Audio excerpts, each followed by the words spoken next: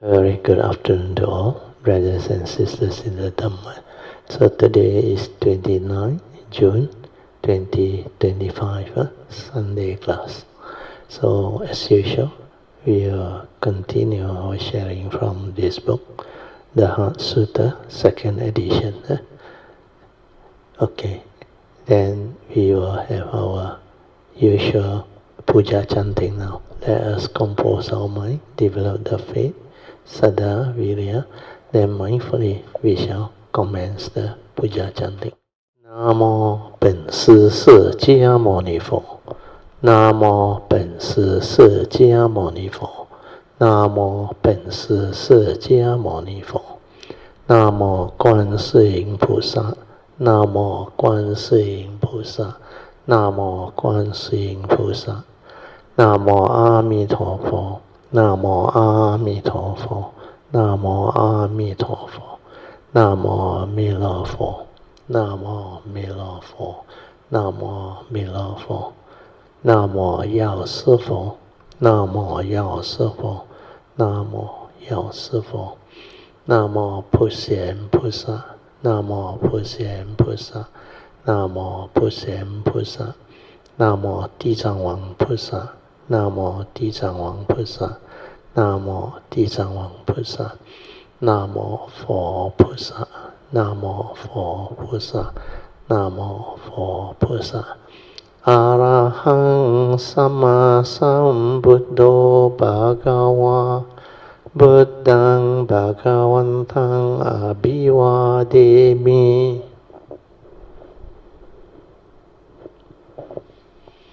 Swakato Bhagavata Dhammo Dhammang Namasami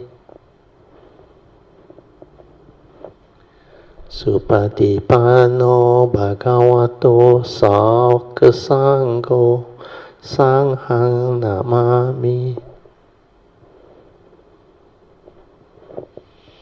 Namo Tassa Bhagavato Arahato Sama Sambuddhassa Namo Tassa Bhagavato Arahato Sama Sambuddhassa Namo Tassa Bhagavato Arahato Sama Sambuddhassa Buddhang Saranang Gacchami Dhammang Saranang Gacchami Sanghang Saranang Gacchami Dutiyampi Buddhang Saranang Gacchami Dutiyampi Dhammang Saranang Gacchami Dutiyampi Sanghang Saranang Gacchami Tatiyampi Buddhang Saranang Gacchami Tatiyampi Dhammang Saranang Gacchami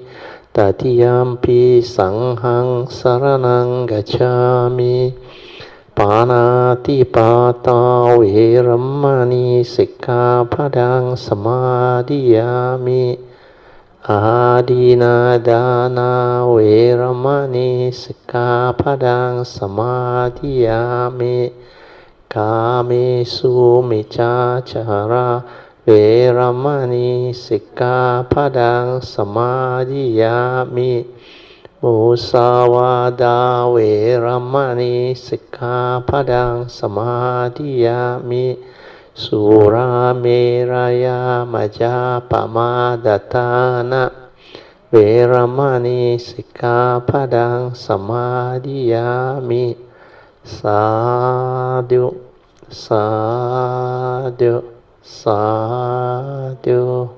Okay, let's pay respect, Triple Jam. Buddhang Pujemi. Dhammang Pujemi.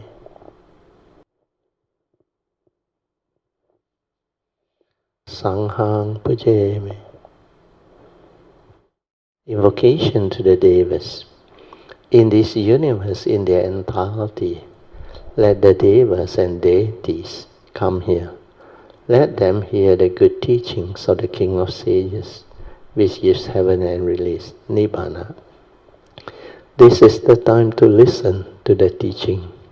This is the time to listen to the teaching. This is the time to listen to the teaching. Samanta Chakavalesu Atra Gachantu Devata Saddhamang Muni Rajasa Sunantu Sakamokadang Dhamma Svanan Kalo Ayang Badanta Dhamma Svanan Kalo Ayang Badanta Dhamma Svanan Kalo Ayang Badanta Namo Tassa Bhagavato Arahato Samma Sambuddhassa Namo Tassa Bhagavato Arahato Samma Sambuddhassa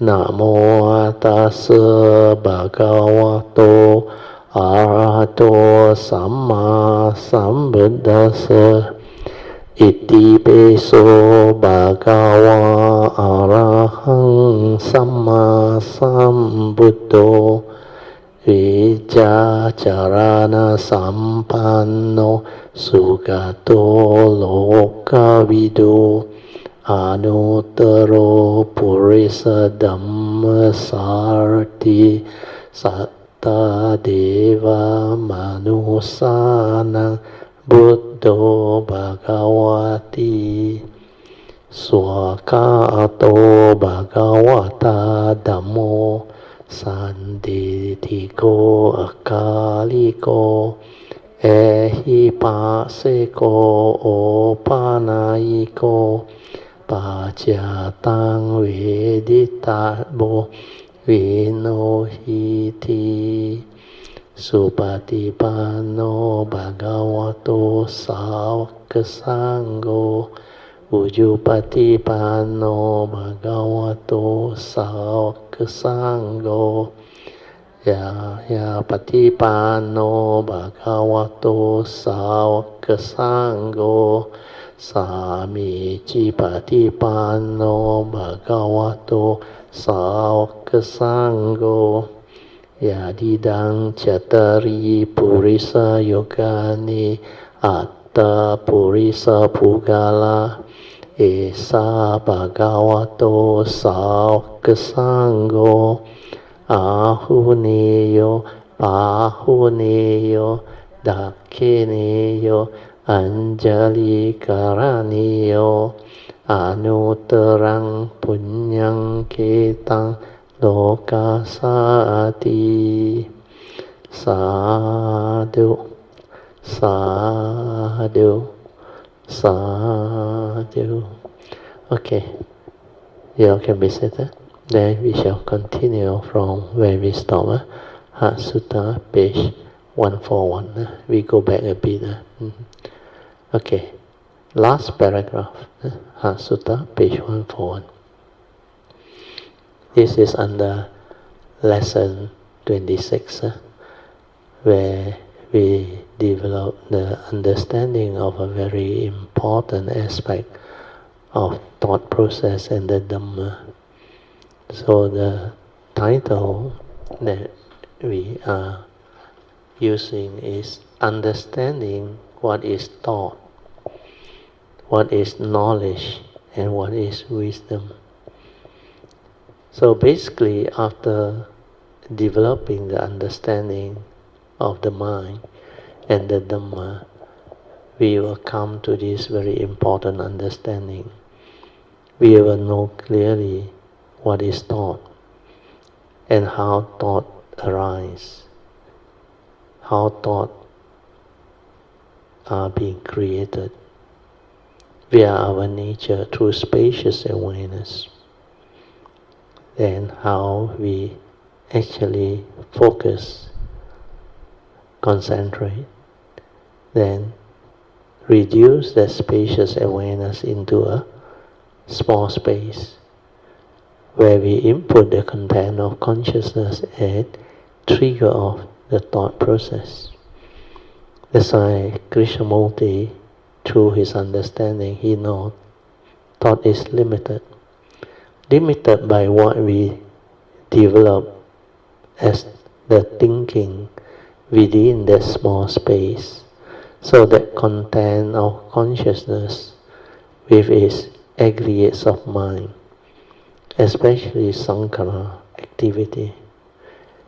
Everything that we do is within that small space. That's why it's limited. Out of that small space, which is the spacious awareness, you are not able to develop the understanding, where you are preoccupied with what you are doing within that thought process. So when living beings become heedless, they are lost in thought, preoccupied with what they are thinking, their egoic mind's mental reaction and stirring, all this. So when you understand thought, you will understand what knowledge is. Knowledge is accumulated through our thought process.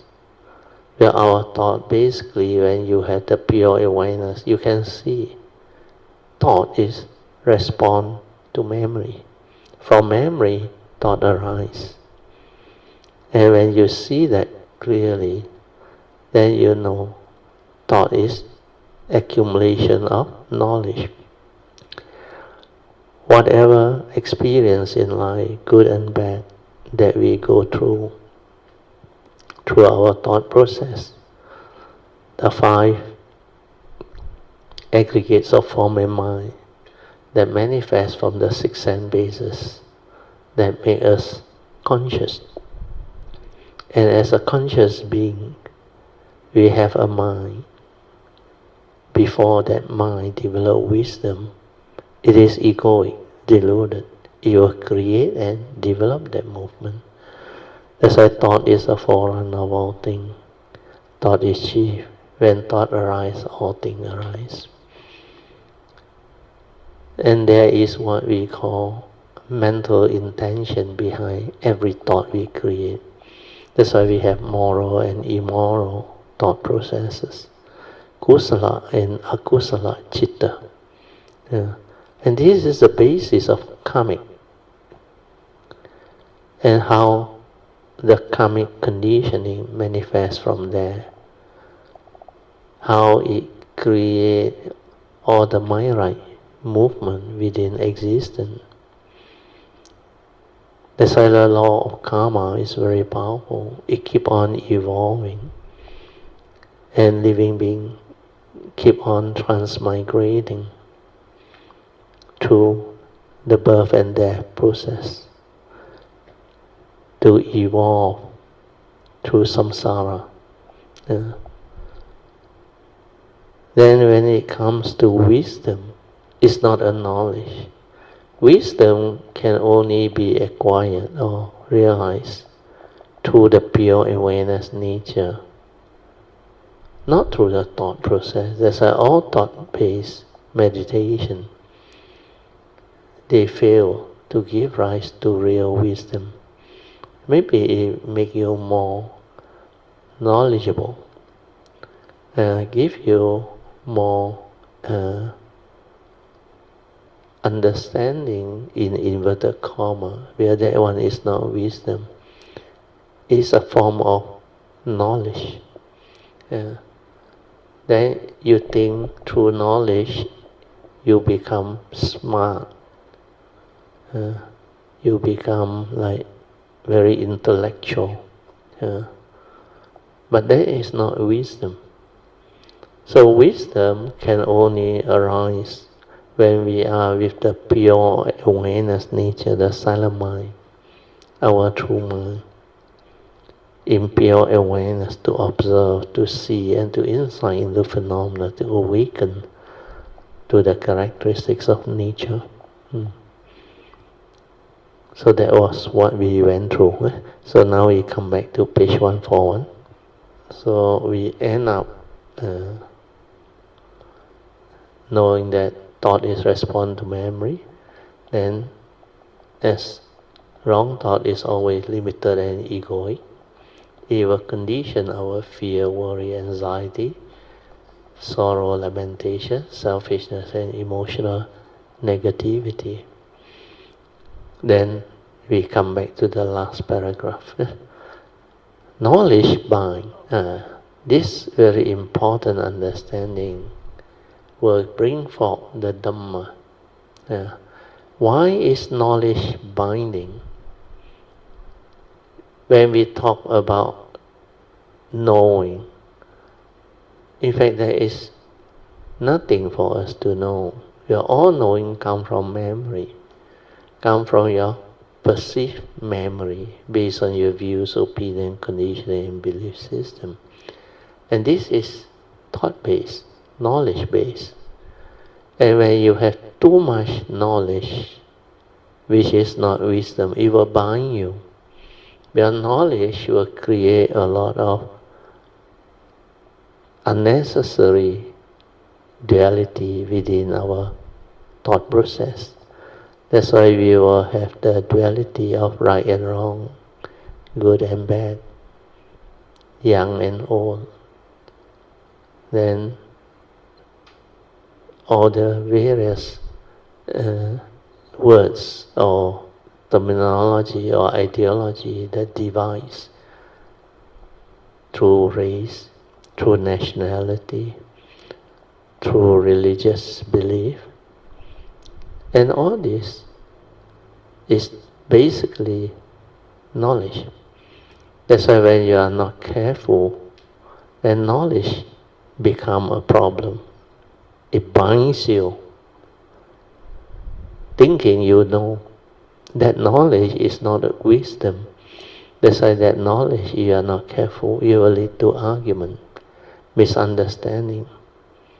It will lead to all the unnecessary conflict, war, argument within society and the world. So that's why I started by saying knowledge binds. Hence the reason why all knowing, which is thought-based knowledge, is not wisdom. And it will become an obstruction to spiritual cultivation. This is the reason why the Pure Land teaching of the Infinite Life Sutra, Wu Liang Shou Jing, has these most profound quotes, the two quotes, 所知障 and 烦恼障. The meaning is 所知 is all knowing. We are memories or knowledge, are obstruction to cultivation. And all fear, worry, anxiety are also obstruction, where these are your 烦恼, your worry, your anxiety, your fear, your doubt. It obstructs you from developing understanding. And these are basically mind states that are mental hindrance that will hinder your mind from entering the meditative state of inner peace, inner calmness, and inner awareness. That's why I say we are so used, living beings are so used to thought-based living. Thought-based living is very egoic. Hence a lot of selfishness and possessiveness. It is motivated by what your thought tells you. But before you become enlightened, all your thoughts are egoic in the sense that there is sakkayaditthi, self-delusion.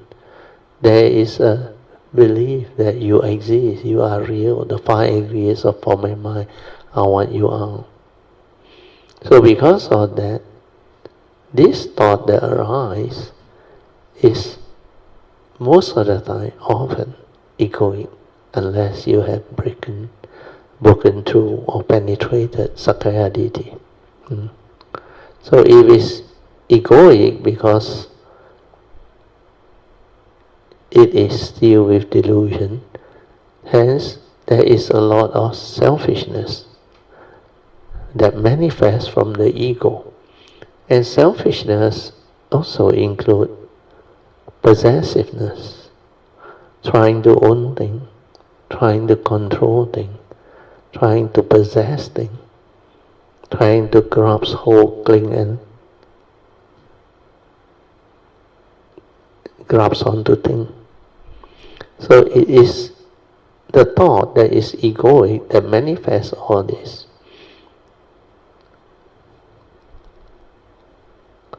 So that's why I put here, it is motivated by what your egoic mind or thought tells you. And what is thought? Our thoughts are conditioned thinking, conditioned by your wrong views, opinion, conditioning, and belief system, caused by your own superiority or self-delusion. This conditioned thinking are mainly our habitual tendency that will cause us to deludedly react, hold, cling, and grasp onto a lot of things, which we think we can own and possess, or desire and reject. That's why your like and dislike, your pleasant and unpleasant sense experience manifest from this delusion. Then I explain how you create thought. Before thought, it is just spacious awareness, or the entire oneness, because our nature, the true mind, the pure awareness nature, is basically spacious awareness without a center. It's just that nature that is capable of being aware. That's it, before the knowing. So before thought is just spacious awareness and the entire oneness. Then the moment we focus or concentrate, thought is being created via the input of the content of consciousness, which are our perception, feeling, emotion, thinking, and other mental activities or activities of mind, etc. within that space. So when you focus, you shrink the spacious awareness into a small space. Hence thought becomes limited, where it shrinks the whole spacious awareness into a narrow field of focusing. No focusing implies no thought. And without thought, there is no center of the I and the me, the ego. Hence, no one to be in the state of fear, worry, anxiety, selfishness, or emotional negativity, etc., which implies peaceful. Just the pure awareness in pure tranquility and stillness. The pure awareness nature without delusion is the true mind, the essence of mind. To prepare for the coming 2012 expected transformation of consciousness and great shift, we only need to be aware and stay at the heart. Have love and be loved. Then everything will be alright. That is heart-based awareness and no more thought-based living from the forehead. Then naturally, overnight, you may transform if you do not arise any fear. So the pure awareness state before the arising of thought has no center, which implies no being, hence anatta. Okay, then now we go back to the proper sharing. Thought has the power to divide via words. So this one I have gone through with you all many times. Get this understood clearly. That's why J. Krishnamurti, when he saw all this, he came to a great understanding. He said, thought is limited. You must learn how to see thought, its limitation, and how thought divine via words, concept and idea, etc., and create the center, or the I and the me, resulting in all the three evil roots of greed, hatred, and delusion, which are basically selfishness, anger, possessiveness, delusion or deluded thinking, fear, worry, anxiety, etc. This Sakayaditi or self-delusion will condition us to believe that there is a thinker behind our thoughts, and that there is an observer and the observed. The moment we awaken to the fact that it is only consciousness, and every sense law consciousness is naturally condition arising, then this Sakayaditi or self-delusion or delusion of self will automatically cease to be. Remember the analogy of the light bulb and the switch and the battery, the physics experiment. The analogy of the lighting up of the light bulb when the switch is switched on. The moment there is Sakayaditi or self-delusion, the egoic mind or mundane thinking or thought will grasp and cling, following the Paticca Samuppada or dwelling. That is, through ignorant avidya, contact triggers of mental activity. That's why avidya pajja sankara, which include your perception, memory, Sakayaditi, the three evil roots, etc. Then contact feeling, craving, grasping, followed by becoming and birth, leading to the whole mass of suffering.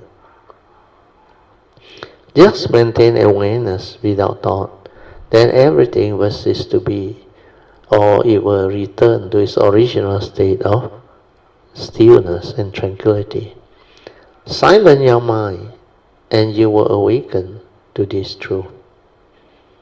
No thought means no center, no ego, no becoming, no fear, no selfishness, etc.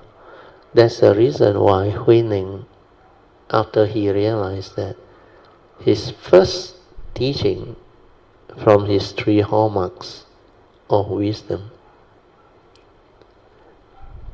he said, cultivator of the way must realize the first hallmark of no thought, 无念的境界. When you are able to be in that state of no thought, means you have already realized your true mind, your silent mind without thought, the pure awareness nature without any movement. So this understanding is very important. Then next part. Understand how you get yourself entangled with life. We are not understanding the Four Noble Truths. This Four Noble Truth is very important. It is the essence of the Buddha's teaching. In fact, this Four Noble Truths can summarize to you all of life, both the mundane and the supramundane. That's why it's called Noble Truth. Truth that can make you noble ones or enlightened ones, when you can develop the understanding of it and penetrate its deep meaning. So the first Noble Truth, according to the Buddha, you can also call it the realities of life and existence. So according to the Buddha, he explained clearly to us the reality of life and existence, and the final summary of what is dukkha. That's why this first Noble Truth or dukkha, or unsatisfactoriness of existence,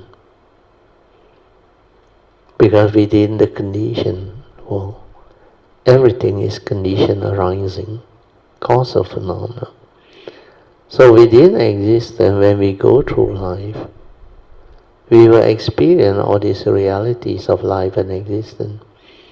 So the basic reality are the 8 realities that the Buddha has proclaimed under the first Noble Truth proclamation. He said, birth, old age, sickness and death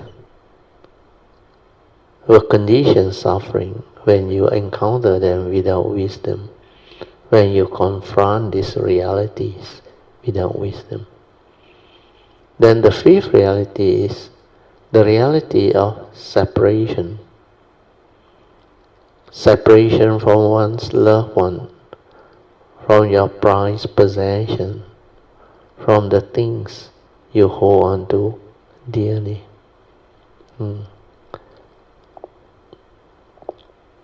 All this reality you can translate back to life. Separation can occur or happen in many forms. When your loved one leaves you, whether through disease, sickness, or circumstances, or even nature's disaster, then it will condition suffering. Because separation can be very traumatic for most people.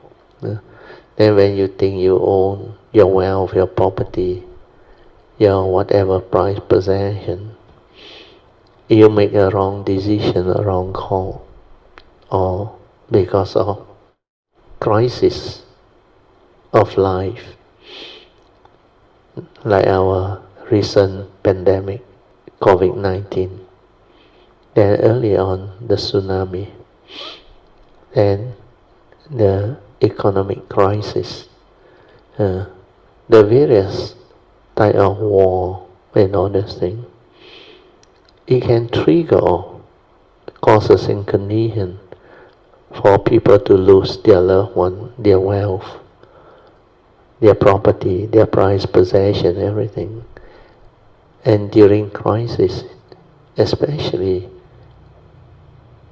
economic crisis and major nature's disasters, a lot of living beings are affected, especially human beings.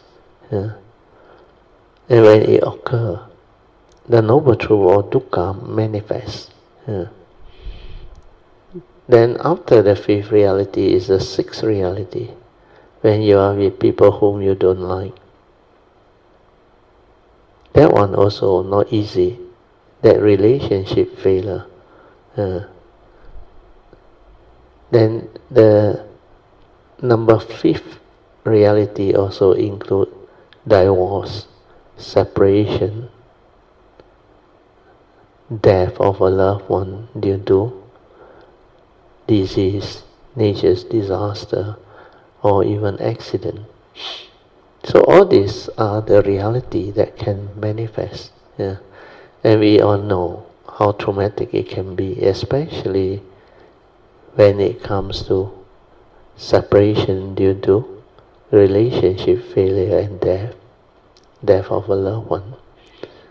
Then separation of all the wealth, property, and things you hold on to dearly, including your loved ones.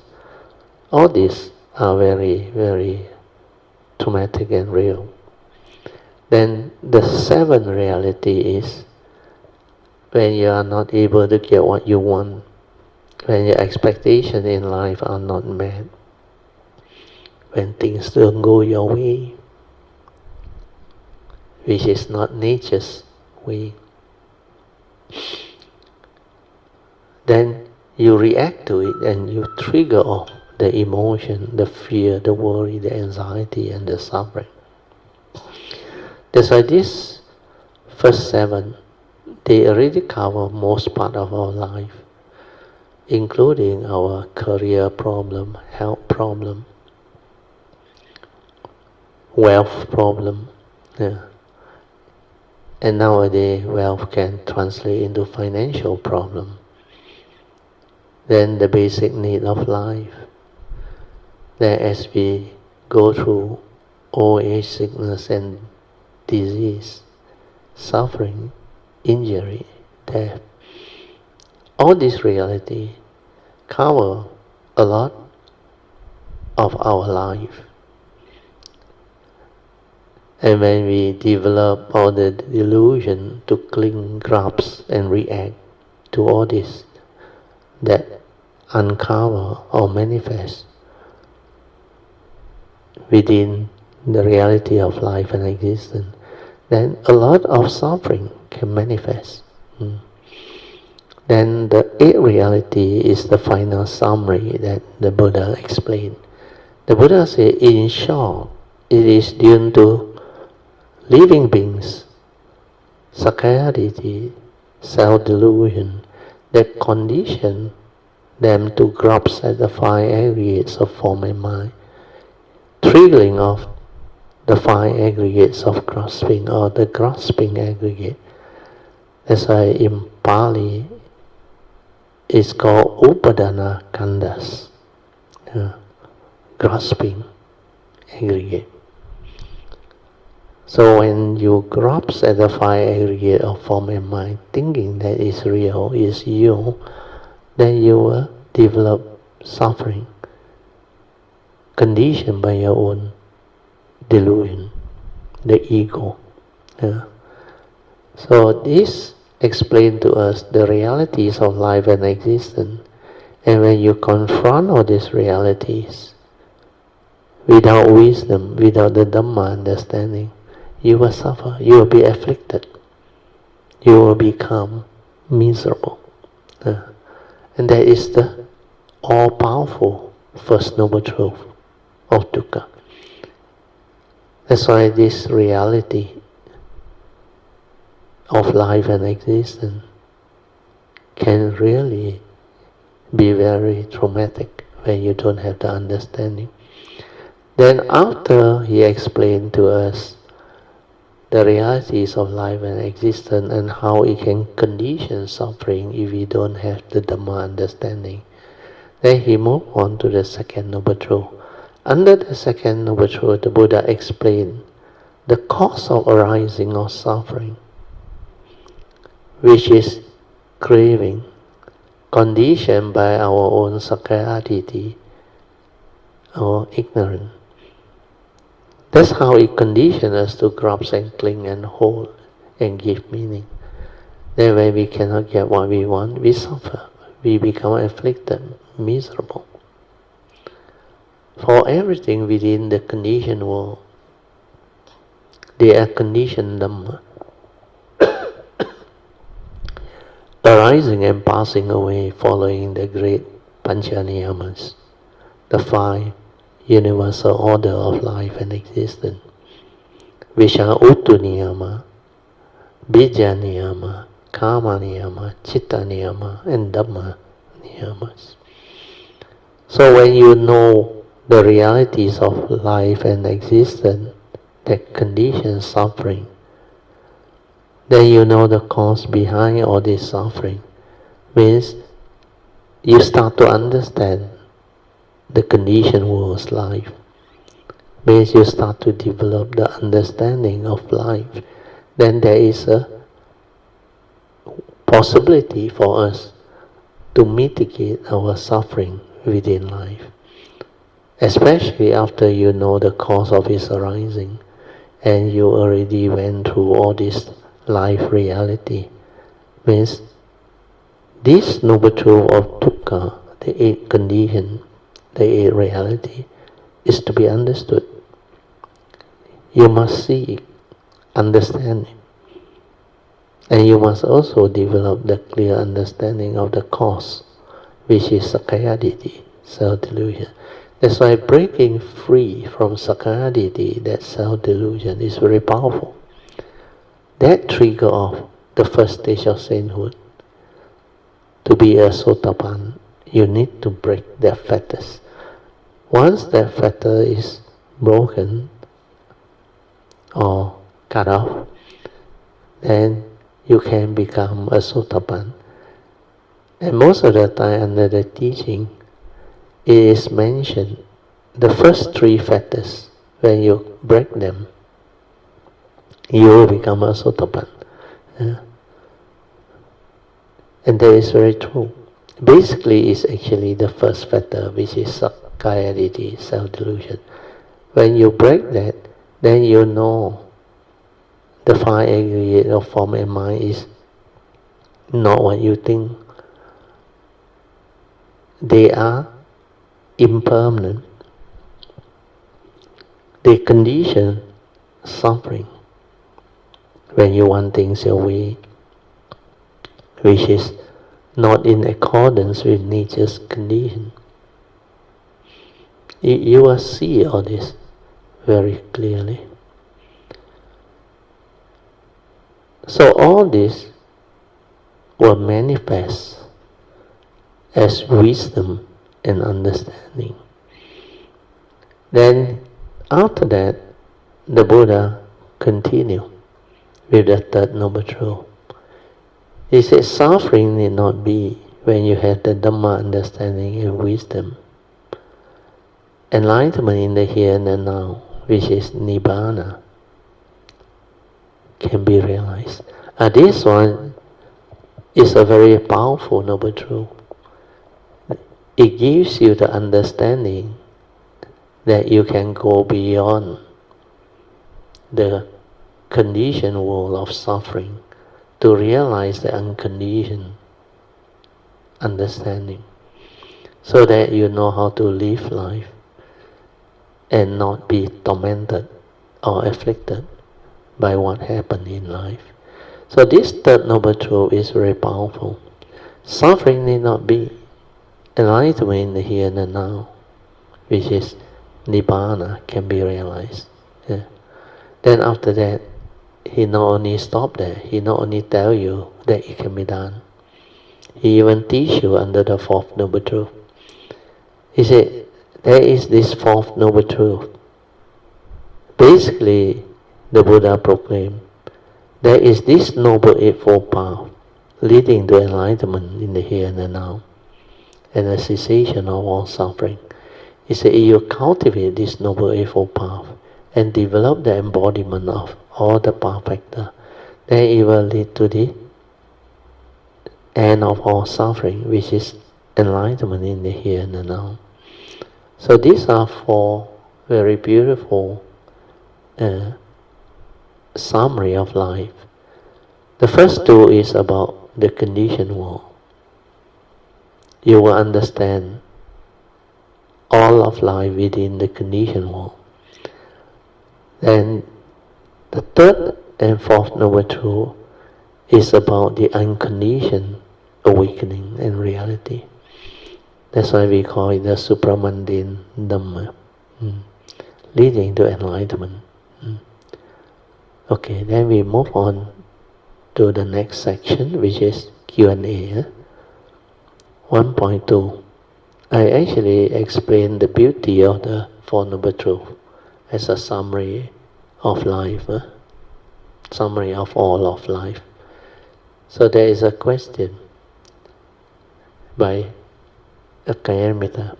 He said, Bratyo, can you explain again what you mean by the Buddha was able to summarize to us all of life, both the mundane and supramundane, in just four simple but very beautiful noble truths, which is the essence of the Buddha's teaching?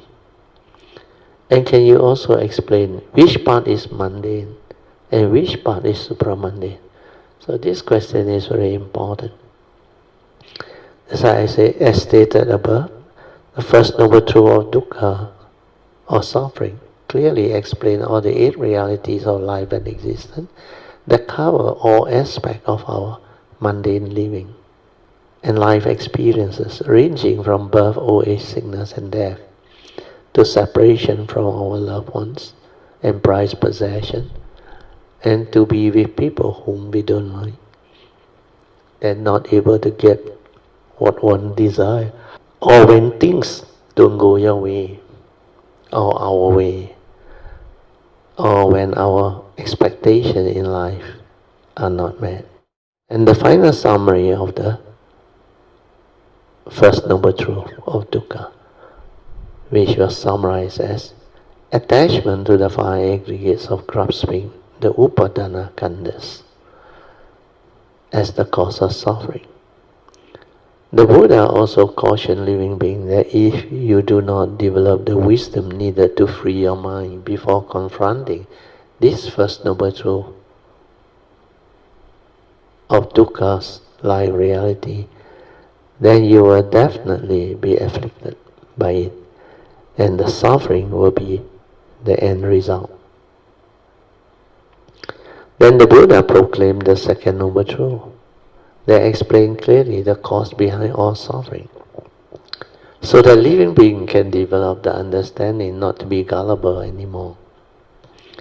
After understanding what suffering is and the cause behind, they will know how to manage their life better, so that they may not have to suffer unnecessarily anymore. So these first two noble truths are the mundane aspect. Then the Buddha proceeds to explain why the third noble truth, to explain under the third noble truth that suffering need not be if one has realized the Dhamma. And there is such a noble truth that talks about the possibility of realizing Nibbana, or the enlightenment in the here and the now, leading to the cessation of all suffering. This enlightenment or Nibbana is the supramundane realization. Then the Buddha explained how this enlightenment can be realized. We are proclaiming the fourth noble truth that states there is a path leading to the cessation of all suffering, namely the Noble Eightfold Path of right view, right thought, right speech or communication, right action, right living, right effort, right mindfulness, and right samadhi. Once this Noble Eightfold Path has been cultivated, it can lead to the supramundane way of living the noble life of an enlightened being, or a noble ones, following the Noble Eightfold Path. The entire Noble Eightfold Path factors within the Noble Eightfold Path are all very noble. They are so noble and relevant to life, and they cover all of life, both the mundane and the supramundane aspect. So in order to live life, we must have the understanding of what is life. And to understand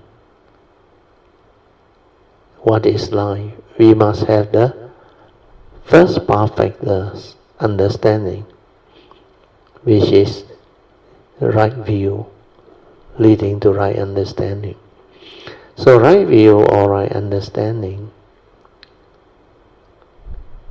there are three aspects of right view.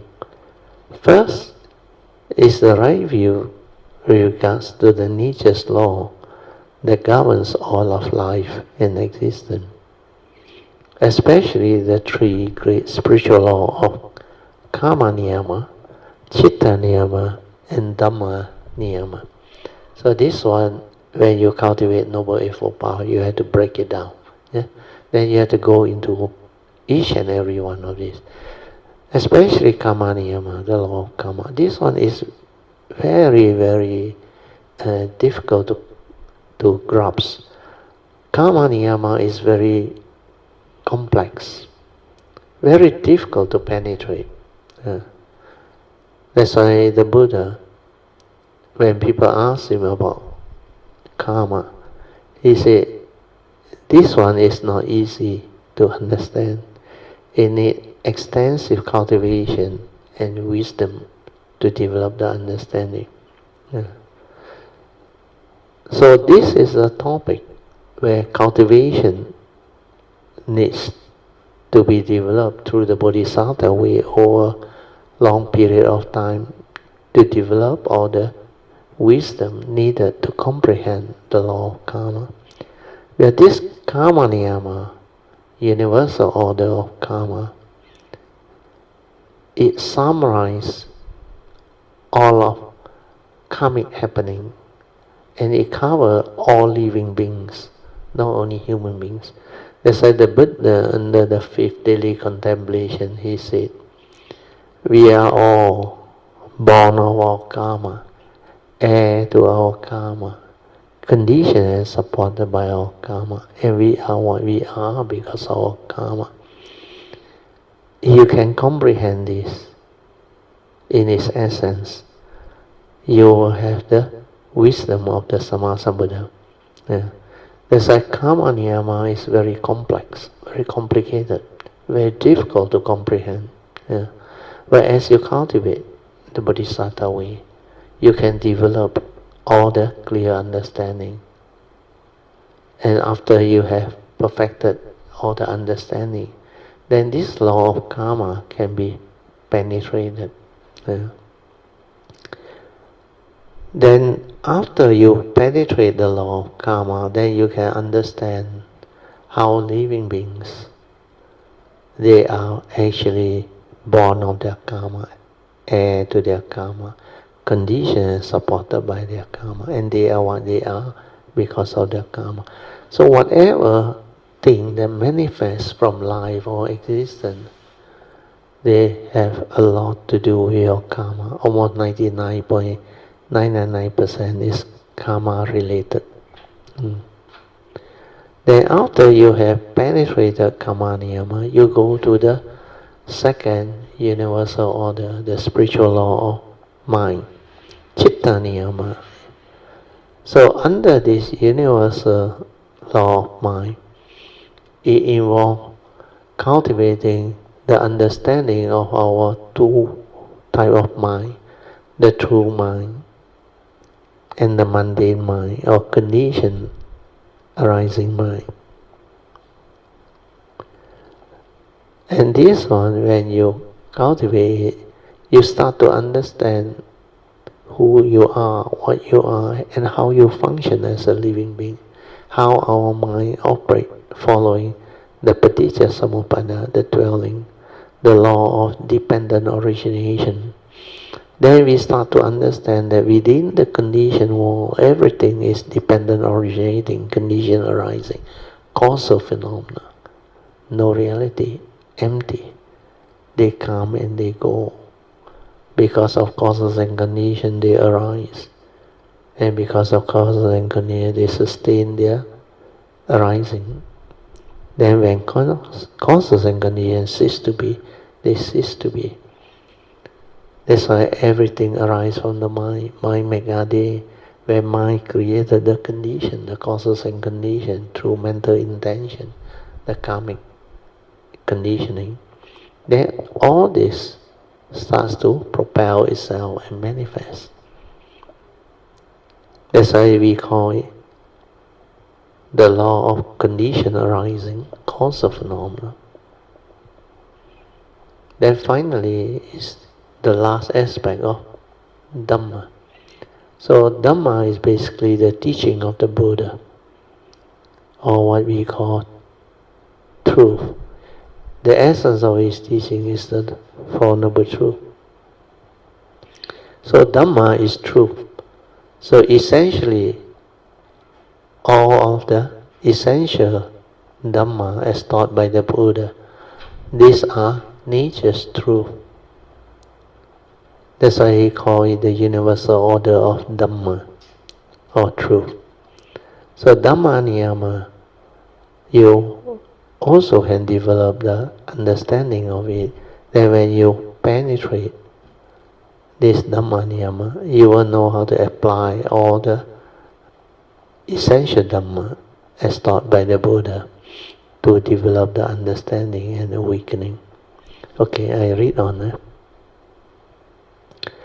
Then to live life, we have to use thought. This is a very important understanding.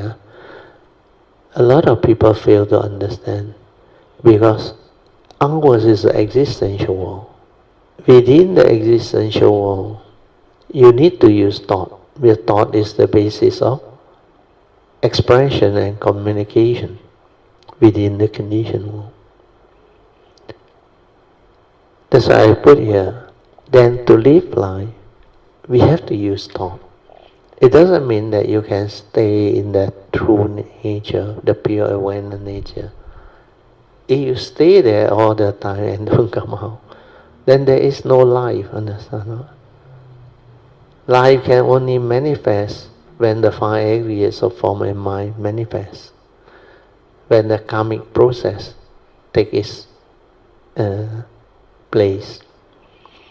That's why all this demands a very important understanding of how life manifests and come to be. And the penetrative understanding is, according to nature's law within our conditioned world system, or we call it our universe, to come to this existential world, which is the conditioned world, or the phenomenal world of consciousness, we need a form and mind. And this form and mind is the basis of life. We call it the five aggregates of form and mind. Yeah. And this one can only arise through the karmic process. That's why the karmic nature. You must have a karmic nature that can manifest the karmic rebirth, or the karmic process of coming, or becoming. Yeah. So there are two aspects of the karmic process. First is those born of ignorance, avijja. Through delusion, the last thought moment before a being passes away, if there is ignorance, avijja, then the nature's process conditioning rebirth consciousness for future life. And this is the samsaric birth and death process. It will continue. Yeah. The other one, which is possible, but death of an enlightened being, like a bodhisattva, when they die at the last thought moment without ignorance, without avijja, technically the mind ceases. Then no more becoming. We have no ignorance. It will not condition the rebirth consciousness, which is becoming. But because of the bodhisattva's understanding, they know how to develop the four basic vows of a great bodhisattva. So this bodhisattva vow created the condition for them to return in a form of rebirth consciousness, not via avijja or delusion. It is due to their first basic vow. They vow to take a cross and liberate all living beings within the three periods of existence, past, present, and future. So when they make this vow, it's out of love and compassion for living beings. That's why this pure aspiration or vow of pure mind, which is love and compassion, will condition the rebirth consciousness not out of avijja, but it's linked to his work that he vowed to carry out. He vowed to take across all living beings to the other shore. And this vow, out of love and compassion, can also trigger off the five aggregate of form and mind.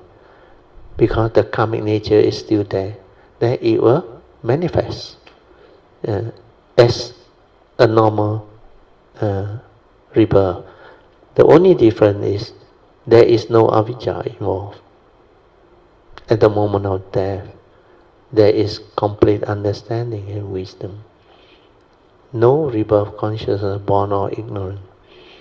That's why that coming is through understanding, through the bodhisattva cultivation, ways cultivation, and through the vows, perfection, and all the understanding that that being has developed over a long period of cultivation. And whenever they arise, they continue to develop the perfection and cultivation. And because of their understanding, they can continue to live the noble life. Means Pativeda, the third phase of Dhamma, First phase is pariyati, the learning of the teaching. Yeah. Then patipati is putting this cultivation, the teaching, into cultivation. Then you realize enlightenment in the here and the now. Then the third phase is when they become enlightened, noble ones. They get to live the life of noble beings or enlightened beings. It is during this phase that Bodhisattva actually develop all the understanding and cultivation. That's why every segmented life that they come, they will have the possibility of living the third phase of Dhamma, which is Pativeda. And that phase of life is the most beautiful. That's why in the Heart Sutra it's mentioned, when you have realized true emptiness, existence will become wonderful, amazingly wonderful. 真空妙有. So this is the aspect of what we call the supramundane life, or the life of enlightened being. Okay, now I will read on. Then to live life, we have to use thought. This is very important. We have to communicate via speech. Nowadays, you include email, etc. And we also need to act and work to live life. Hence, the importance of having the second and fifth path factors, which are arising the right thought, right speech, or right communication skill, right action, and right living cultivated. And these are noble Eightfold Path embodiment that will make you a noble one, an enlightened one, a unique being with noble qualities and wisdom. Then after that, we also still need the four right effort, path factor, to purify our action, speech, and thought process. Means to refine upon it, then perfect it. Followed by, of course, mindfulness, to be heedful, to cultivate the four foundation of mindfulness, and finally, the last path factor of right samadhi, to see things as they are, thereby developing the wisdom to become enlightened. Okay, then the next paragraph. This is also the reason why the Buddha gave the analogy of the handful of leaves, a kosambi, to the monks, to impress upon them the importance of understanding the Four Noble Truths, which is so essential for them to live the holy life. The Four Noble Truths and its three turnings are also the Buddha's first teaching under his first sermon, Dhamma Sutta, which he expounded immediately after his enlightenment to the five ascetics. So this Dhamma cultivation is more or less a full-time job. That is, throughout your waking hour, accumulating into 24-hour heedfulness cultivation.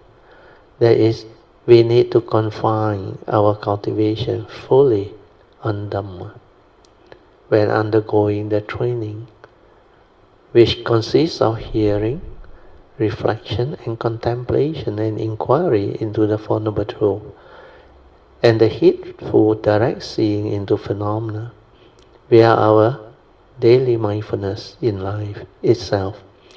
But full-time job here doesn't mean you must retire or give up one's career or job.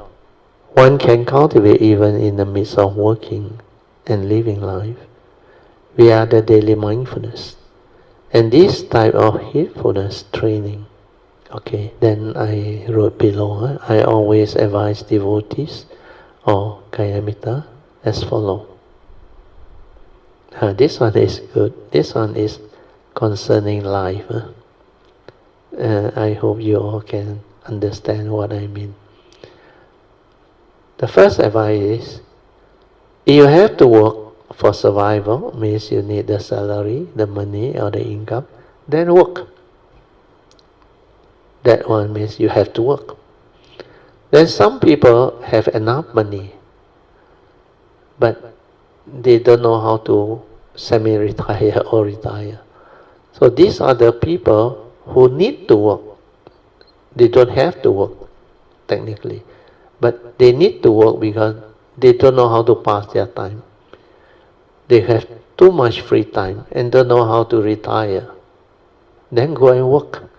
But if you already have the wisdom or the Dhamma, and you don't have to or need to work, then you can retire or semi-retire to do the things that you love or like to do. That is the choice of enlightenment. So when you already have the Dhamma understanding, the wisdom, and you don't have to work or need to work, and then you can retire. Or if you still have interest in doing a little bit of your things that you like or passion, then you continue as a semi-retired person to do the thing that you love to do. Like this life, I love investment, I continue to do investment. And I like to teach Dhamma, that's why I teach Dhamma. And I like to continue with the cultivation, that's why I do just that.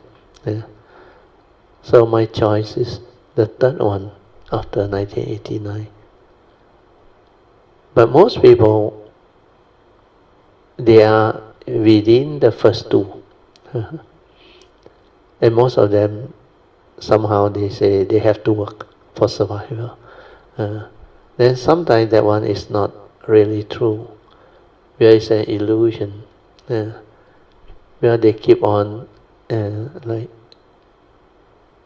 conditioning themselves through their thought processes and through their lack of understanding.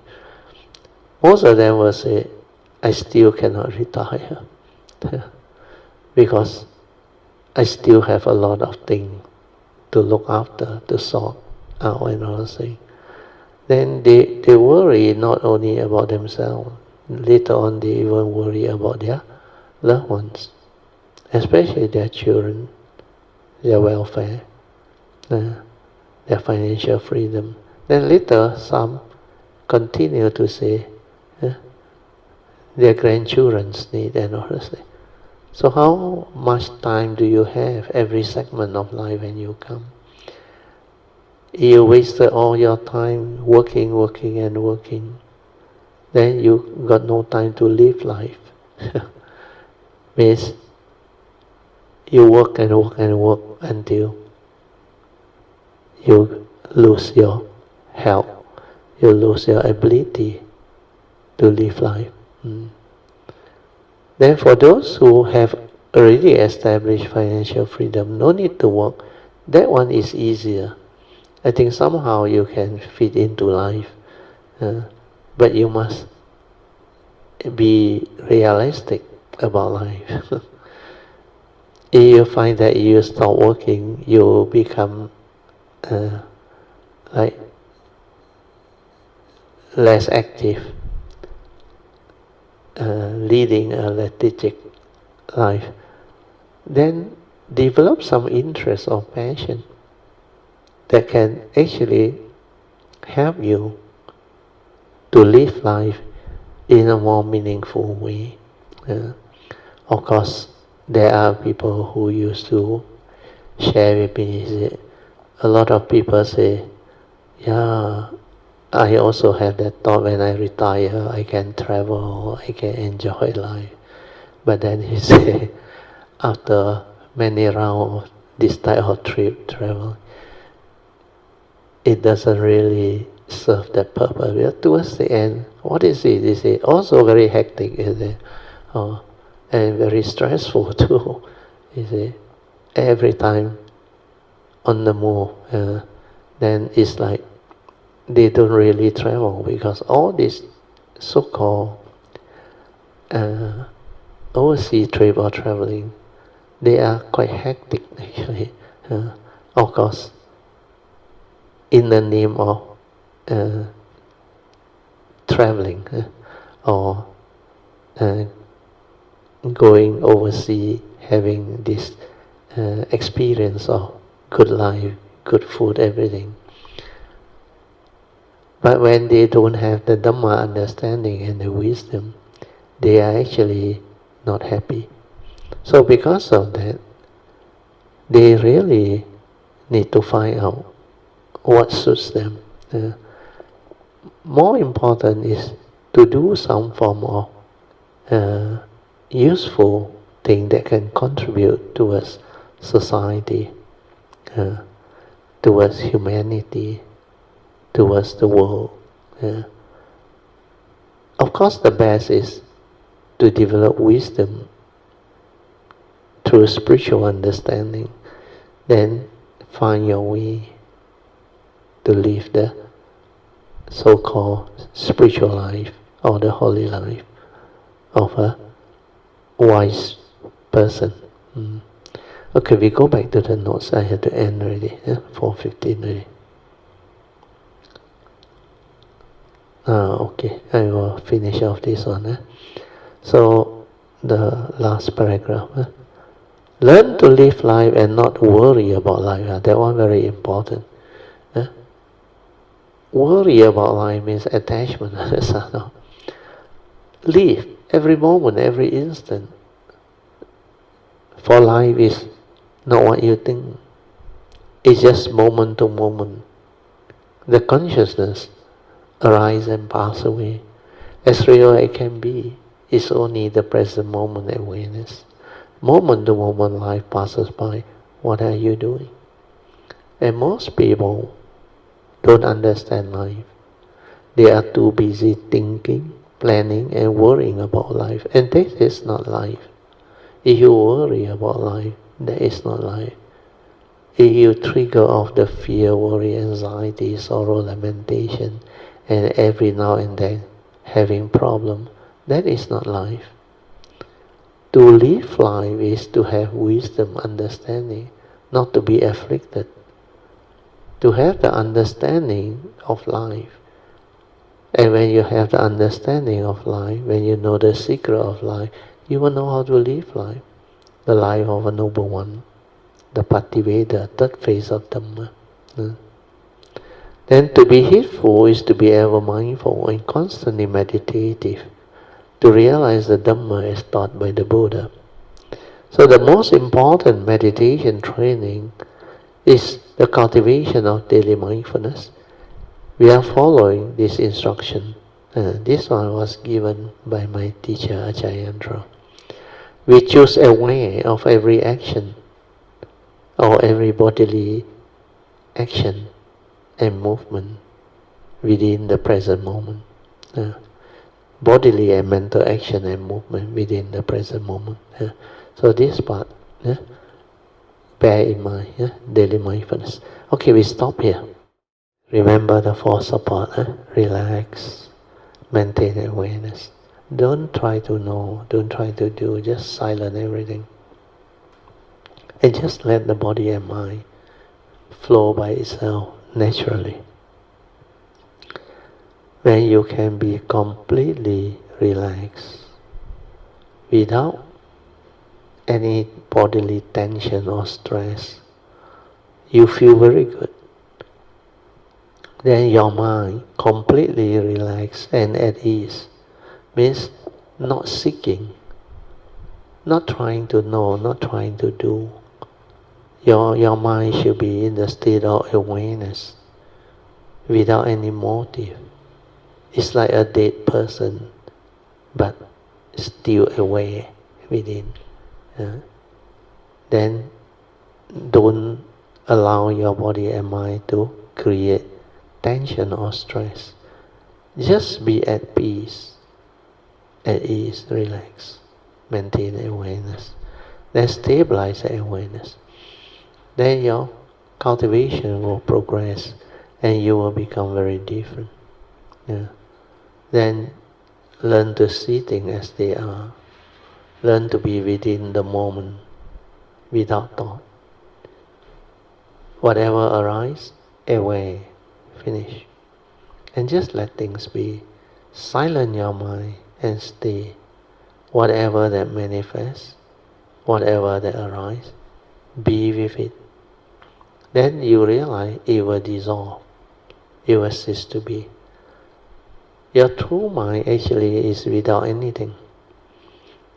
That's why when you are able to be aware and just let the phenomena tell you the story, or the phenomena to slow down and let it return to its original state before the stirring, before the reaction to sense experience.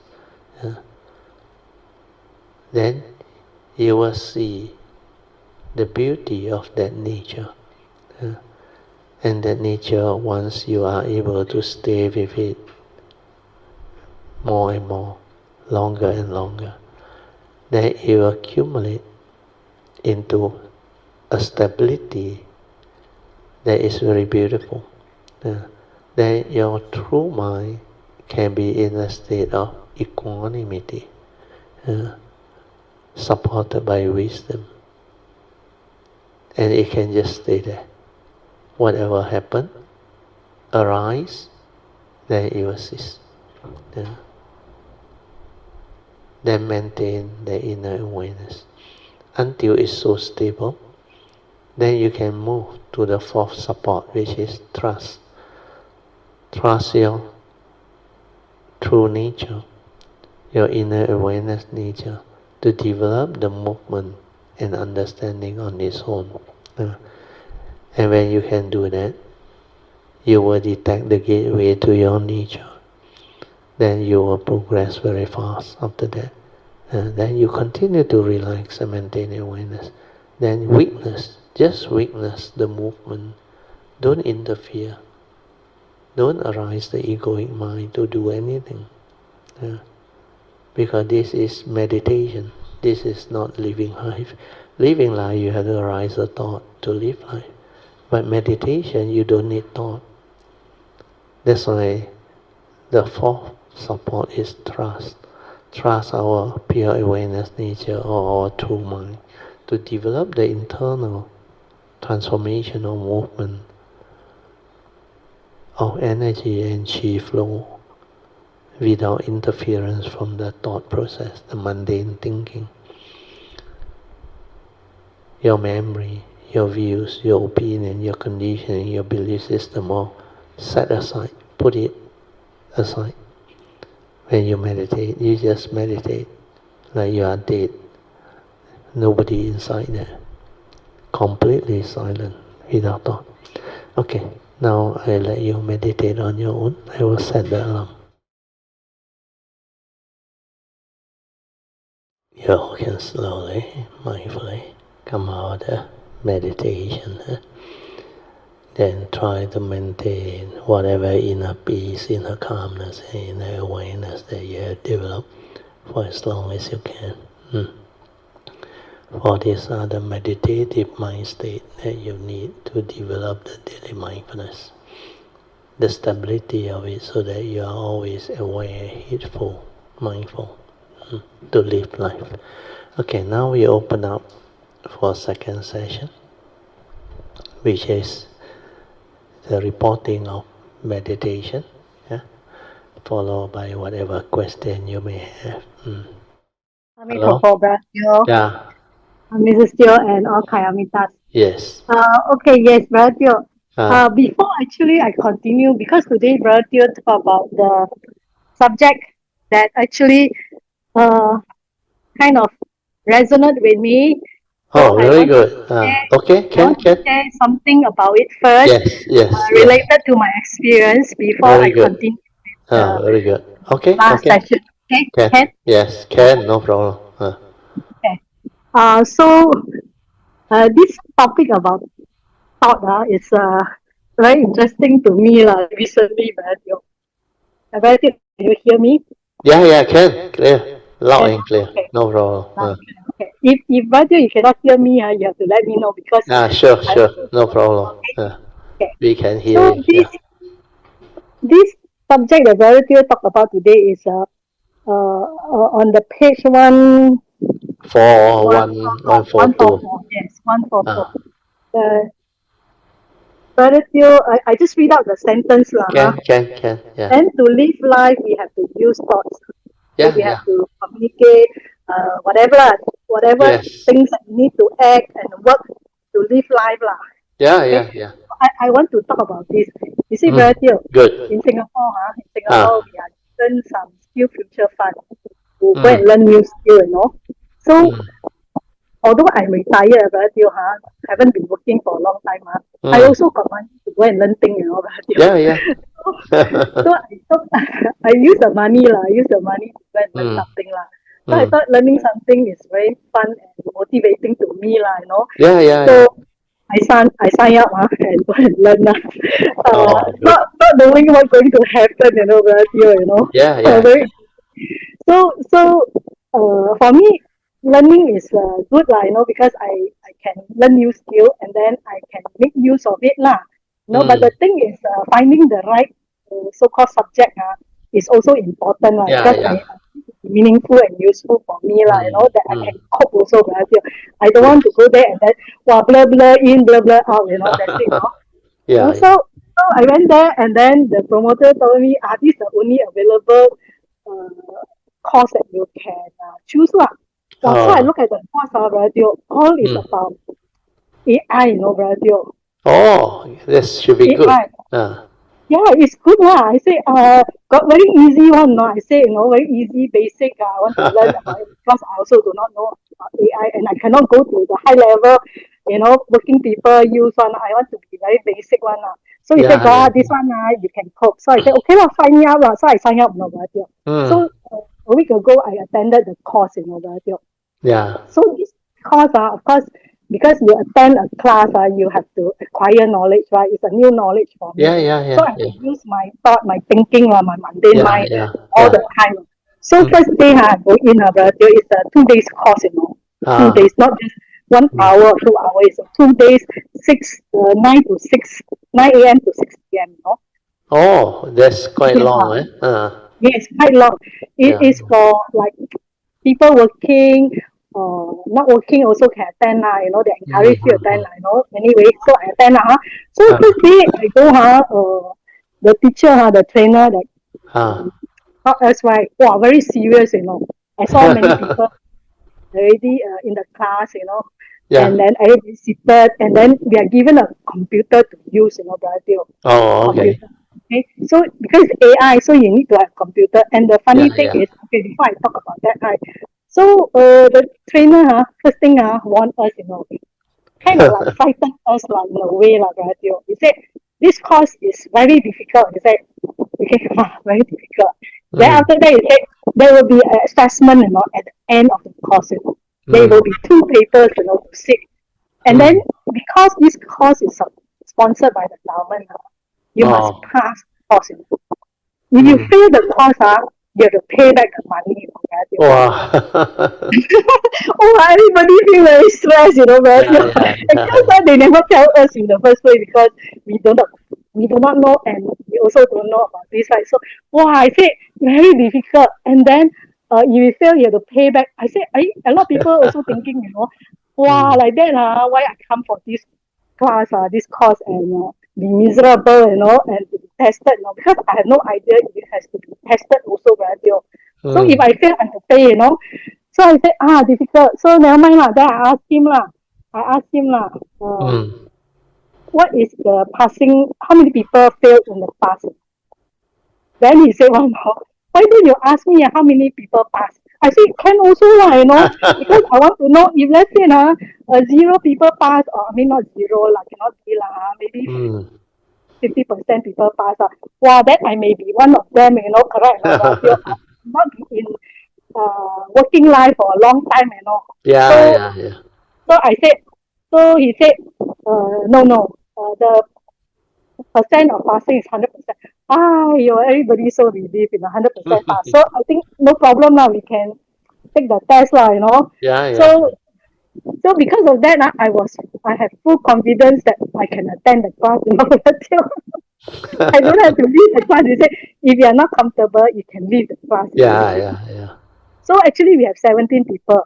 And that, he said, after tea break, you don't have to come back if you're not comfortable. So there's one person that left, Oh, okay. in the class. So, okay, since he said everybody can pass 100%, nobody fail, so shouldn't be a problem. For me, I think of Yeah. that, I feel very confident. So I attend first day, learn, but still have to. That actually, there's other question he asked. Can we, he said all these question is not multiple choices, so you have to give your answer. You have to, it's a written answer. It's not ABC. Take one, Oh, okay. so It's it means that written they on have the. test you. They will test you, you have to write yourself one or the answer. Mm-hmm. So it's not as simple as you think it is, right? So Yeah. I said, yeah. So no problem. I think since it's open book, he said open book, you can refer to the book. So I said, you just follow the class, I won't fail one. So this is what I think. So first day, everybody very attentive learning. So I use a lot of thinking, thought, like trying to figure out what he was telling me, how to use the Yeah. computer. How to use the computer is also a problem because I never use a computer at home, but I use the learning and I use a Samsung tab. So it's Mm. different from computer in the sense you know, the Yeah. icon also don't know where to figure out where. So in a way, first day I was like very gabra like that. I had to figure out where here, where there. So it was kind of slow for me. I think I'm the slowest in the class because there are only two retired person in the class, me and Oh, another guy. okay. The rest is working or like going to stop working or going to do part time things like that. So everybody Mm. working except two of us. So for me, I was like kind of slow lah. So the teacher also like trained us. Okay, you don't ask me, you go and ask your neighbor. He give me this kind of answer. I'm very stressed also. I feel. But never mind I can catch up lah. I felt that I can catch up. First day was like that lah. Using a lot of thinking. So Mm. at the end of the day, he also give us homework. You must go and watch this movie, Captain America. Alamak, I also never watched this before because he wanted us to know what is the AI being used in that movie. Mm. Because when you talk about AI, a lot of us don't never watch a movie before and don't know what is the AI, in a movie making uh, production. So he Mm. gave us a homework. At the end of the day, after 6 p.m., we go home, we do and find out the Captain America and watch the movie. So that's what I did for the homework. Then the next day, I come back on the Friday, right? Mm. We have the class until like 4 p.m. There will be a test for us until 6 p.m. So Mm. I want to talk about this test. Right, this test is on the computer. It's not handwritten one, no, brother. Everything is done on the computer. And then you have Mm. to submit the paper through the computer. So everything is new to me, brother. I have never Yeah. done this test. Even if I have done the test, it's all written in the past or paper one. It's not Yeah. copy, it's not hard copy. So for me, it's like, something new. Okay, so the teacher also like, make sure you write your name, make sure you write your IC number, and make sure you turn in your paper and don't turn in a blank paper for me. Okay, wow, Mm. everybody very stressed. What do you mean by turn in a blank paper? So he kind of like scared us, that we like, okay lah, figure out like, what to do already lah. So he explained to us in 15 minutes, just the procedure, how to sit the test, Mm. So he gave us the test, we did. So for me, I did the test, I tell you, Ah, my brain, that's where the problem is, My okay. brain, wow, feel very stressed, for whatever reason. Feel stressed and said it has this subtle suffering in brain, like, Yeah. You okay, should when be I look at able the to question, feel it. Yeah. the Ah, the question is first I do the paper, the question I have to cut and paste, cut and yeah. paste and then Yeah. do all this cut and paste. As I do it, I feel the suffering in my brain, like, Yeah. wow, why must I do this? I feel the suffering, not that the Yeah. question is difficult, it's the suffering of like doing Correct. all this, Ah. very painful, to me, So as I Sadhu. do, as I do, I do all wrongly, but but I know that it's wrong also, then I feel very suffering again. I have to like redo again because the teacher tells us if you do wrongly, you do wrongly, you have to redo. So I have to refresh everything again, and redo not just one time, but I repeat 3 times. Oh, Wow, okay. I repeat 3 times. After that, you know what I do now, because Ah, I keep doing it, the same mistake, At the cut and paste first question, I do, I find that as I cut and paste the second question, I find that, hey, how come the question looks similar, Like I cut and paste the wrong question, like that, no, Oh, no wonder. yeah, so I keep doing this kind of problem. Then I realized, something is testing me, my brain is not working. So I have to like write down. This is I do first question. After that, I do second question. After that, I do third question. I have to write it down, to make sure that I didn't do wrongly, Yeah, for the yeah. third time, I do. So after that, I realized I feel satisfied. I do correctly, Mm. I submit the paper lah. I turn in the paper lah. I don't even bother to like check again. Although I have a lot of time. Yeah, given 1 hour, one paper, right? I finish Yeah. in. Although with this we do 3 times, I finish in less than maybe 40 minutes like that lah. So I got 20 minutes. I don't even want to check. But my brain is like, oh, enough is enough. Yeah, I don't yeah, want to yeah. check. You will go So I just through submit. that phase. Yeah. I submit, just turn in. Then after that, I do the second. We are asked to do the first paper first. After that, do the second. Do the Mm. second paper first, then followed by first paper. So I do the Mm. first paper, and then this is the part that he said, okay, uh, for the second paper, you have 4 questions, and then all the questions, you can refer to the textbook, but Mm. using the AI to help you to come up with the answer. Then, Mm. but the third question, you cannot find the answer anywhere. Even AI also cannot help you. The textbook also cannot help you. You have to come up Mm. with your own answer. Wow, then I said, since it's like that, I do all the question that is easy first one, then the third question, Mm. I do last one, I want correct or right. So that's Mm. my strategy. So I do that way. Then come to the third question about you. I look at Ah. the question, I cannot find the answer. So, but I'm able to answer it. There is a 6 part to it, to that question, question 3. Mm. So I'm Mm. able to answer the 5 part of it. The one Ah. part I cannot understand. So I said, I try to use my brain, cannot, very painful. It like, I don't know why, the second day, like my brain going to shut down anytime, Mm. Mm. Okay. So the thinking cannot work, and also I just, okay, never mind lah. Even if I don't able to answer the question, I just throw out the inquiry. I say, Mm. what is the answer for this? Wow, I tell you, as I silent my mind about it, Yeah, the yeah. answer, Completely the different. answer, Yeah. yeah, the answer pop out. Yeah, yeah, So yeah. easy, I say so easy that I write out the answer. That I quickly submit I mean, after that I finish already. I don't even bother to look at the to kind of like check again, see whether correct. Got so much Yeah, time. yeah. In the past, when we were young, we were make full use of the time given. We will not submit our paper until the final last second. We submit the paper or the teacher Mm. collect from us. So for this, because everything is computerized, you just turn in the answer to the teacher, and then that's it. Yeah, Not yeah. done. So when everybody finished, so I submitted, everybody also submitted theirs, and the teacher will do the marking. Mm. I didn't even know the teacher doing the marking, while after we submitted. So he will suddenly he call people's name out, call one by one like that. Then after that, my name came out. Then he called me, he said, okay, you answer the question. I'm very happy with your answer. You have the best answer for the third question Wah, that you have sadhu. answered. That was totally surprised, brother. Yeah, yeah, yeah, Totally yeah. shocked. I mean, I'm like nobody. I also retired. I don't know. I know nothing. So I come here and I give the best answer that the teacher said. I Mm. said, are you sure or not? Do you see wrongly? Then he said, yeah, yeah. Your name is this one, right? Yeah, I said, yeah. So I feel like very happy, joyful in the sense I give the right answer. So because of that, right, I was Mm. seated at the chair right table. So I said, what answer did I give? So I try to figure out what answer. So I use the brain again. Okay. So I use the brain. The brain. Wow, the answer all over the map. Brother. I tell you, Yeah. it takes up like very messy. The answer. Yeah, Then I yeah, said, yeah. what is going on? So I said, never mind. I will write it down and see what the brain say lah. The memory, the knowledge stay. So I Yeah, try to yeah. write. Then when it comes to the part that I don't know the answer one, I try Ah. to like find the answer. Cannot, no brother, cannot. You know what happened? When we Ah. cannot, brother, the the the the the mind change. The mind Mm. totally changed. Ah. It no longer have all the messy thing. How do I say?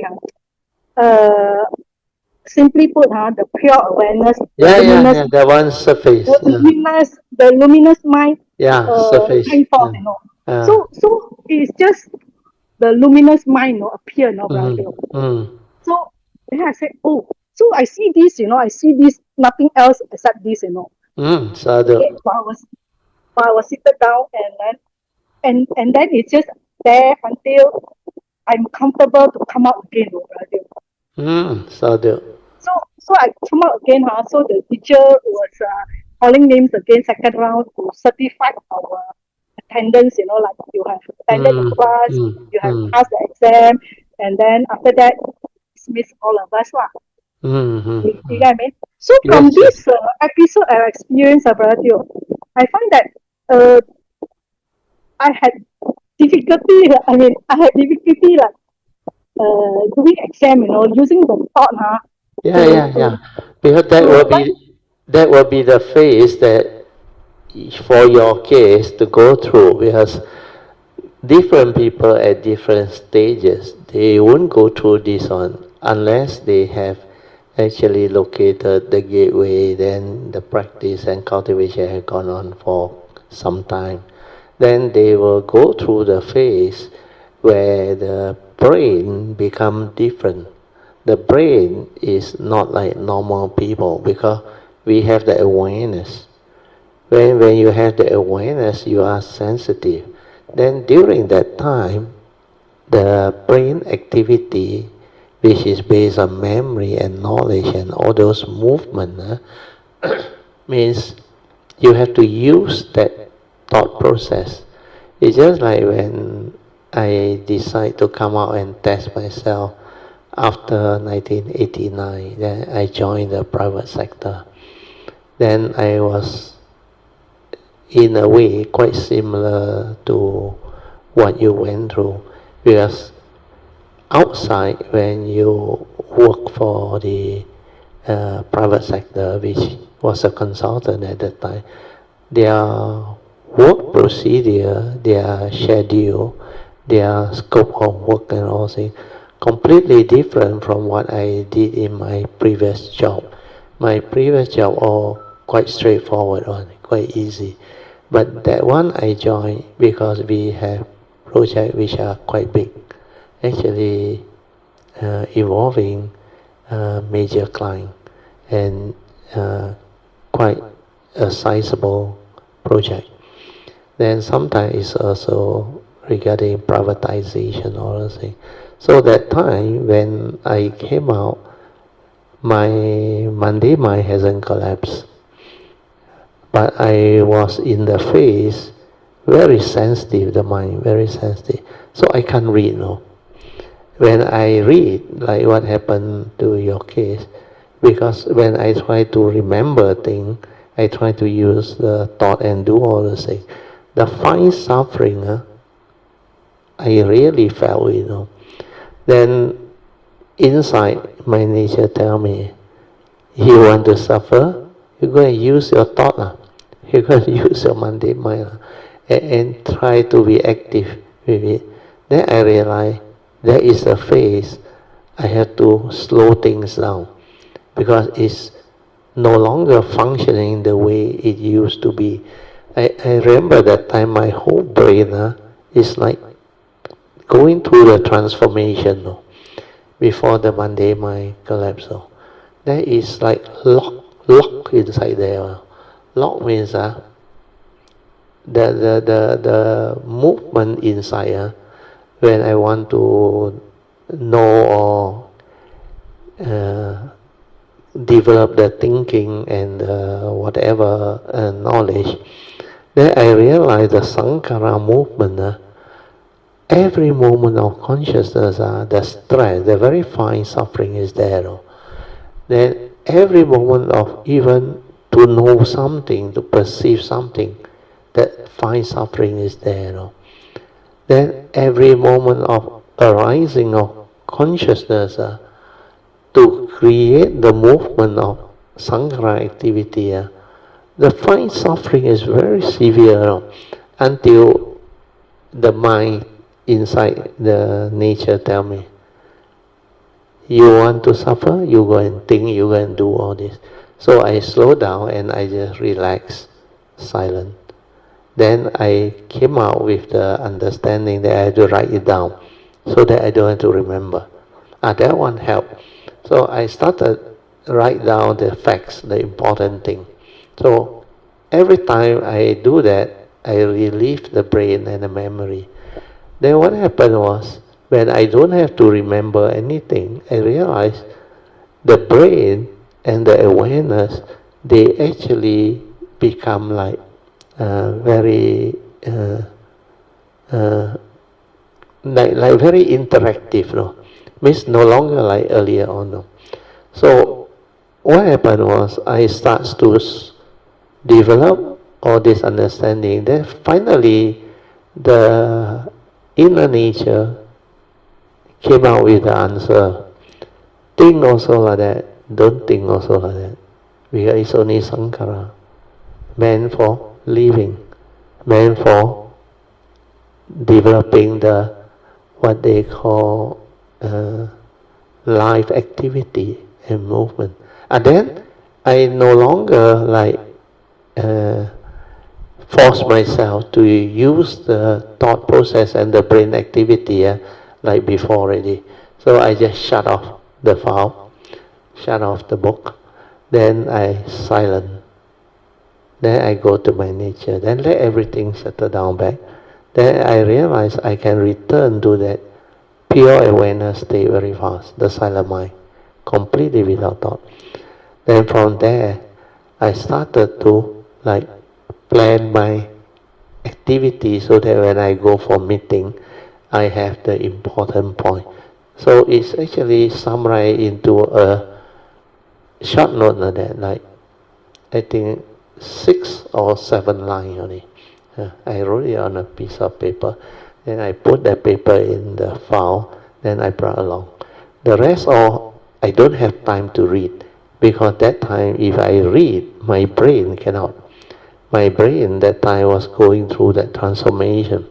So for your case, very likely you are also going through some form of this phase. That's why when you attend the AI lecture or class, you will experience some of this. But then you will also come to know when you are completely without the memory and the knowledge, your true mind come back to you very fast. And within that clarity, the answer can surface, the understanding can surface. And the way we see things is so different from normal people with a cluttered memory and what they call thought process, which is very active. We have clarity on, we are different on. So these are the phases that cultivator might go through. But for normal cultivator, you don't worry. You won't face this type of condition. You can still live like a normal person, and you will still use your thought process. Because most of you all, unless you have reached a state of stability of pure awareness and wisdom, then you can move your attention from your forehead down to your heart area. Then when you can live from the heart, then only that thing may start to manifest. But that phase normally doesn't last very long. I remember that phase, I think it lasts about, I remember total of 9 months. Then the Monday mind collapsed. Then after that I had to learn to use the Supra Monday mind, the pure awareness, the true mind, to live life. And when I use the Supra Monday mind, then I realized I like no mind inside there, but I can slowly like adjust back. But when the Monday mind no more, the Supra Monday mind, like inside there very light, nothing inside, It's as if I don't think at all, but cannot be. If I don't think, then how can I know things? How can I perceive things? How can the aggregate still function as a human being? Then later on I come to know these are supramundane aggregates which are non-grasping. The word non-grasping is very important. That consciousness, that pure awareness nature that shine for, I realize it cannot grasp or no. It cannot cling on. It cannot want to hold on to something and remember something. Cannot. Then you will know how to make use of it and use it to live that phase of life differently. Then I just normally, whatever I want to remember, if I don't write it down, I just let it be. But if I let it be, it really disappears. But because I have faith in the nature, then when the time comes, when I need to recall, the condition will arise for me to recall. That's why so far over the last 89, 90, 35 years, 35 years, I got no problem. But most of the time I write down what other thing I need to do, like my banking thing and all those things. What other date the FD due and all those things. And things that I have to resolve, I write down. Then one by one I sort it out. And I realize it has been going on very well. No more problem at all. And I return to the phase where the third type of seeing that leads to normal life again. 看山又是山. And that time I can fit in. I got no more problem with duality. Whether that person talk to me or see me or interact with me or communicate with me, whether he is using the mundane seeing and the mundane understanding, or the one that have the understanding and develop the higher seeing, no different. Both also I can understand them, I can interact with them, and I can be at peace with them. That is the most beautiful understanding that the cultivator will evolve through. So don't have to worry about all these changes and transformation. And I repeat, for most of you, the cultivator, you won't go through this phase one.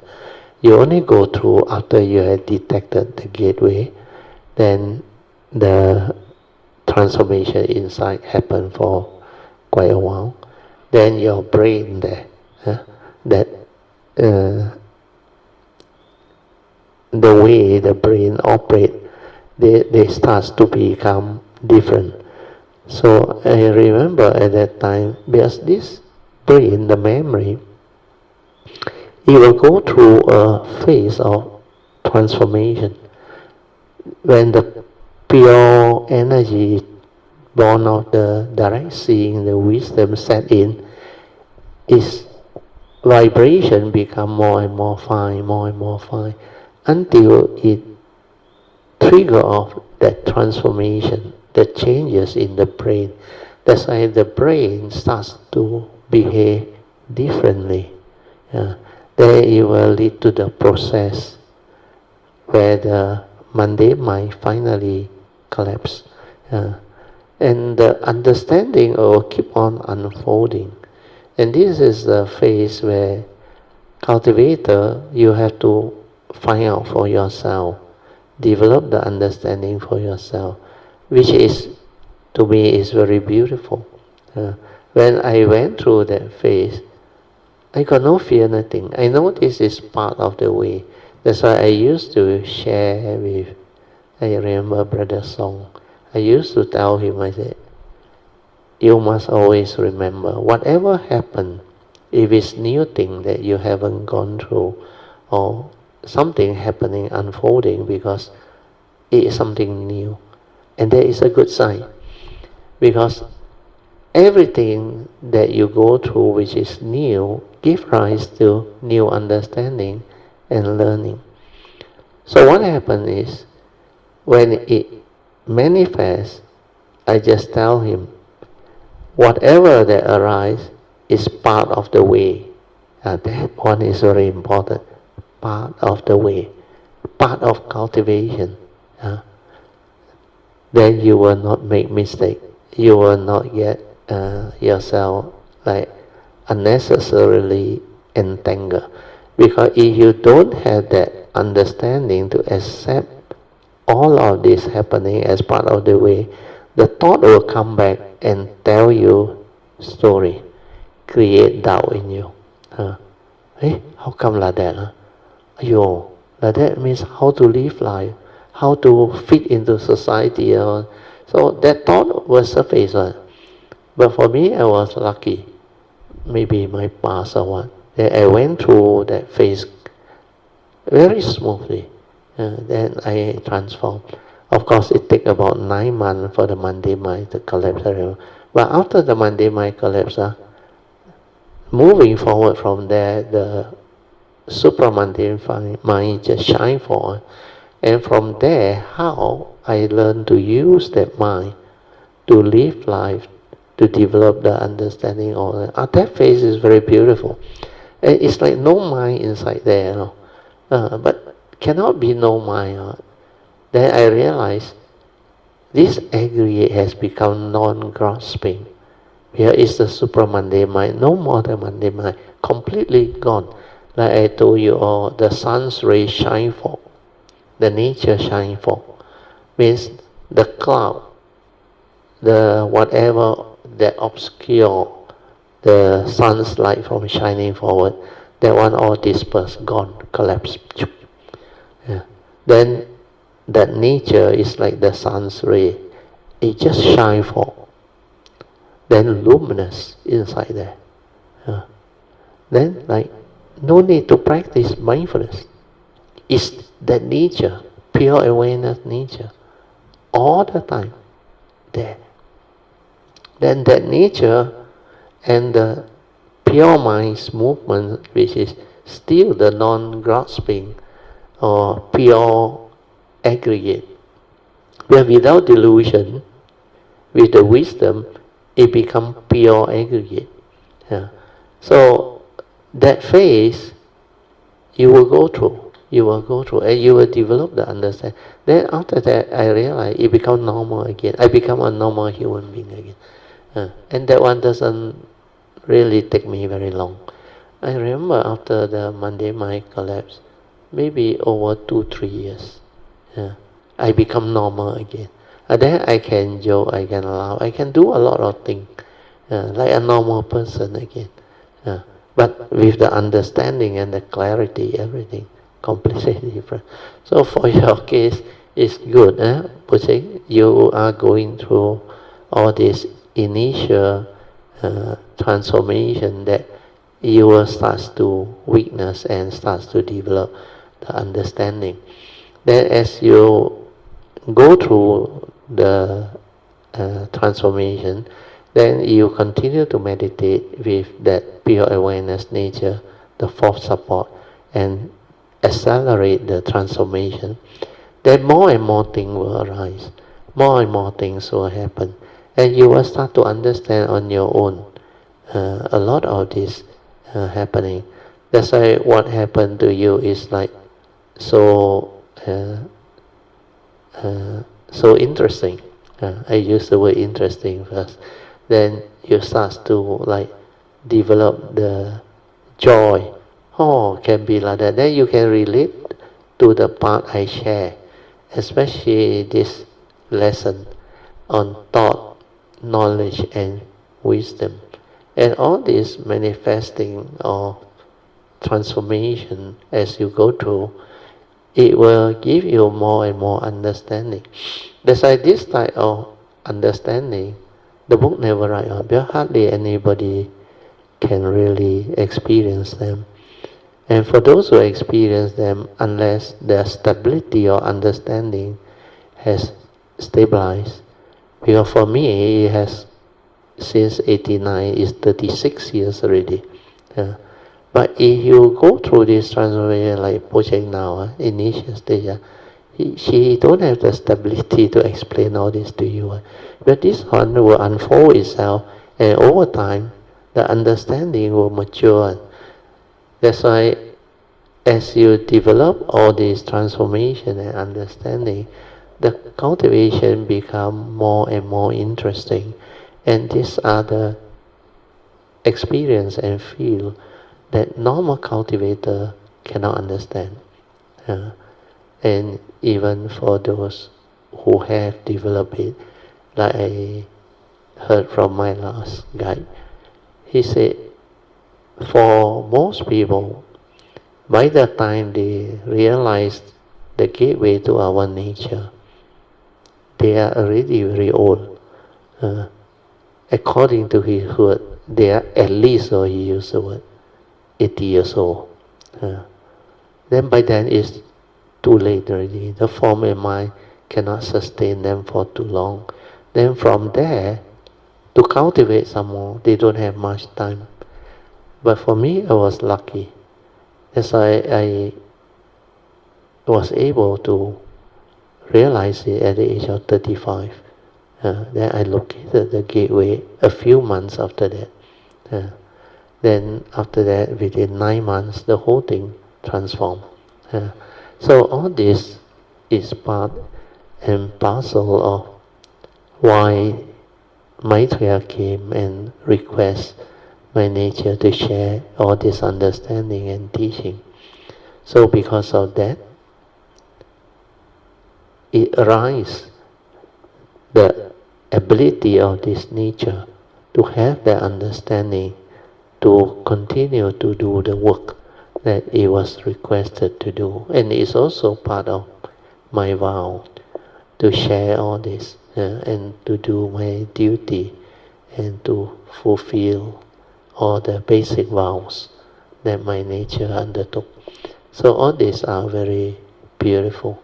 So sadhu, Poh Cheng, for having the condition for my nature to share all this. You continue, Poh Cheng, sadhu. Yeah, sadhu, Brother, for sharing the Brother's experience, how Yeah, you yeah, yeah, realize, yeah. this Because collapse of the mind. this phase happened to me when I was in the 1989, I think 1989, towards the end of 1989. Beginning of 89, my nature realized the understanding. Then after that, a few months later, the last guide came, then activated that nature, the gateway. Then from there, I already technically I don't need a teacher anymore. Then I just do. Then I transform.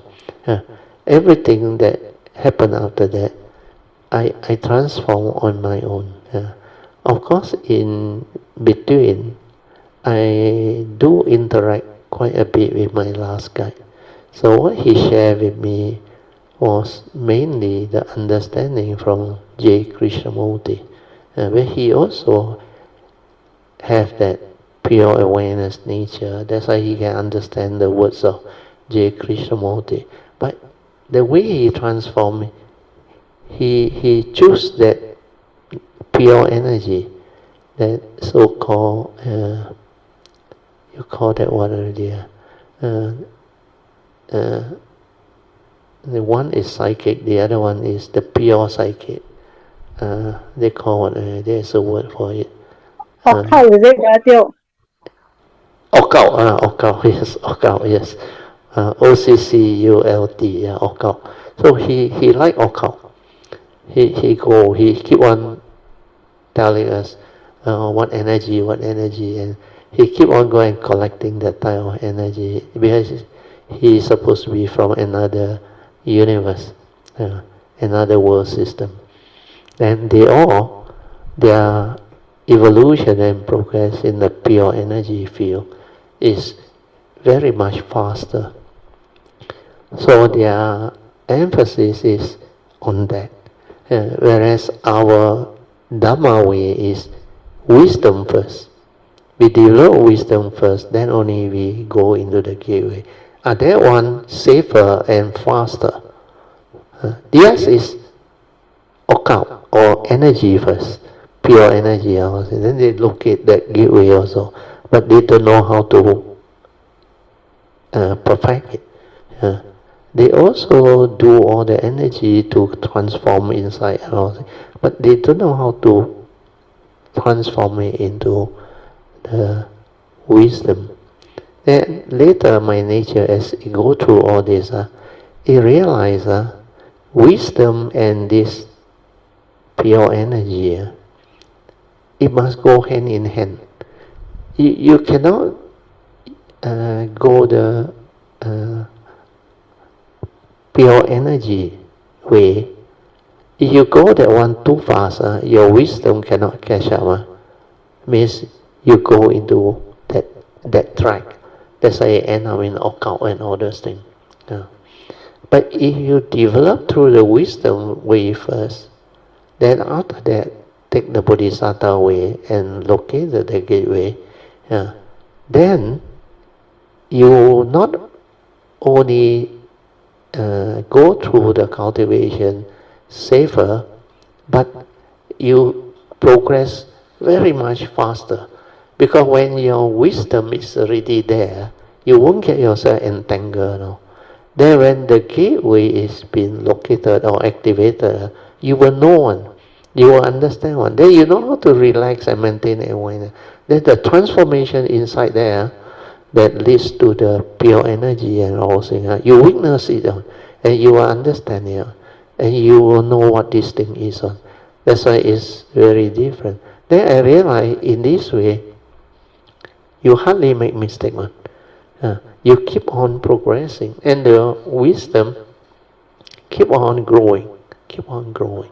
Then your nature also will keep on expanding. That's why this is the way of the Bodhisattva, or the Bodhisattva way leading to Samma Sambuddhahood. And it will not deviate into occult and all those things. So in a way, the wisdom way is more important, where it stabilizes the cultivator's understanding, so that it will not deviate, it will not do all those things that end up in the occult field. It's just like our civilization. If they stress too much on technology and all things, means thought-based type of civilization or evolution of civilization will lead to all the great scientific progress, discovery, even AI or whatever, until even in the future there will be more fantastic civilizations discovery, means within the technological field, the AI field, and everything will become more and more sophisticated. Then later on, with the AI, you see, they can create robots like human beings. They can develop their feature, everything, except inside there is all wiring and chips and all those things. But they have this artificial intelligence, they call it intelligence, to interact with you, to communicate with you. But this is not supported by consciousness or no. They don't have consciousness or no. They have some form of this artificial thing inside there. And to mimic our brain is not easy, because our brain is the nature's building block through all the so-called bija niyama, means biological order type of evolution and transformation. But the robot, the AI thing, is all through artificial intelligence chips and all those things. They are mainly utu niyama, means the physical order of nature. Then of course they try to combine with the biological order. Then they have, that's why they have biochemistry and a lot of all this field. Then they start to develop the understanding of all the field of study like psychology or psychiatric consultation and all those things for people with mental problem and issue. But they all go through that type of technology-assisted learning. Then these are more towards the mechanical type, or what we call the tendency is towards using thought, mainly thought. They don't have much of this, what we call creativity, born of the pure awareness nature. So that part, the pure awareness, the artificial intelligence cannot access it. They cannot be in that state. Although they have this artificial intelligence to learn and all those things and become more and more knowledgeable and sophisticated, they can appear like very knowledgeable, like they know a lot of things. But like most of the AI model has been developed, if you don't have the understanding, you simply copy and take the answer, you can get into big trouble. Because there are many of these thesis, I think university on, and even rack up. The AI actually simply pluck from something that people write, and they believe, but it's not authentic. Like the precedent or especially law and all that, they go and quote all this, but it's not the authentic one. That's why recently I think there are some graduate in certain prestigious university, I think, they were caught doing all these things. Then 5 of them, if I'm not wrong, recently, 4 of them admitted, and they were, I think, disqualified. Then one of them tried to challenge. He claimed ignorance. He said, I don't know that this is from AI and all those things. He said he read it up somewhere.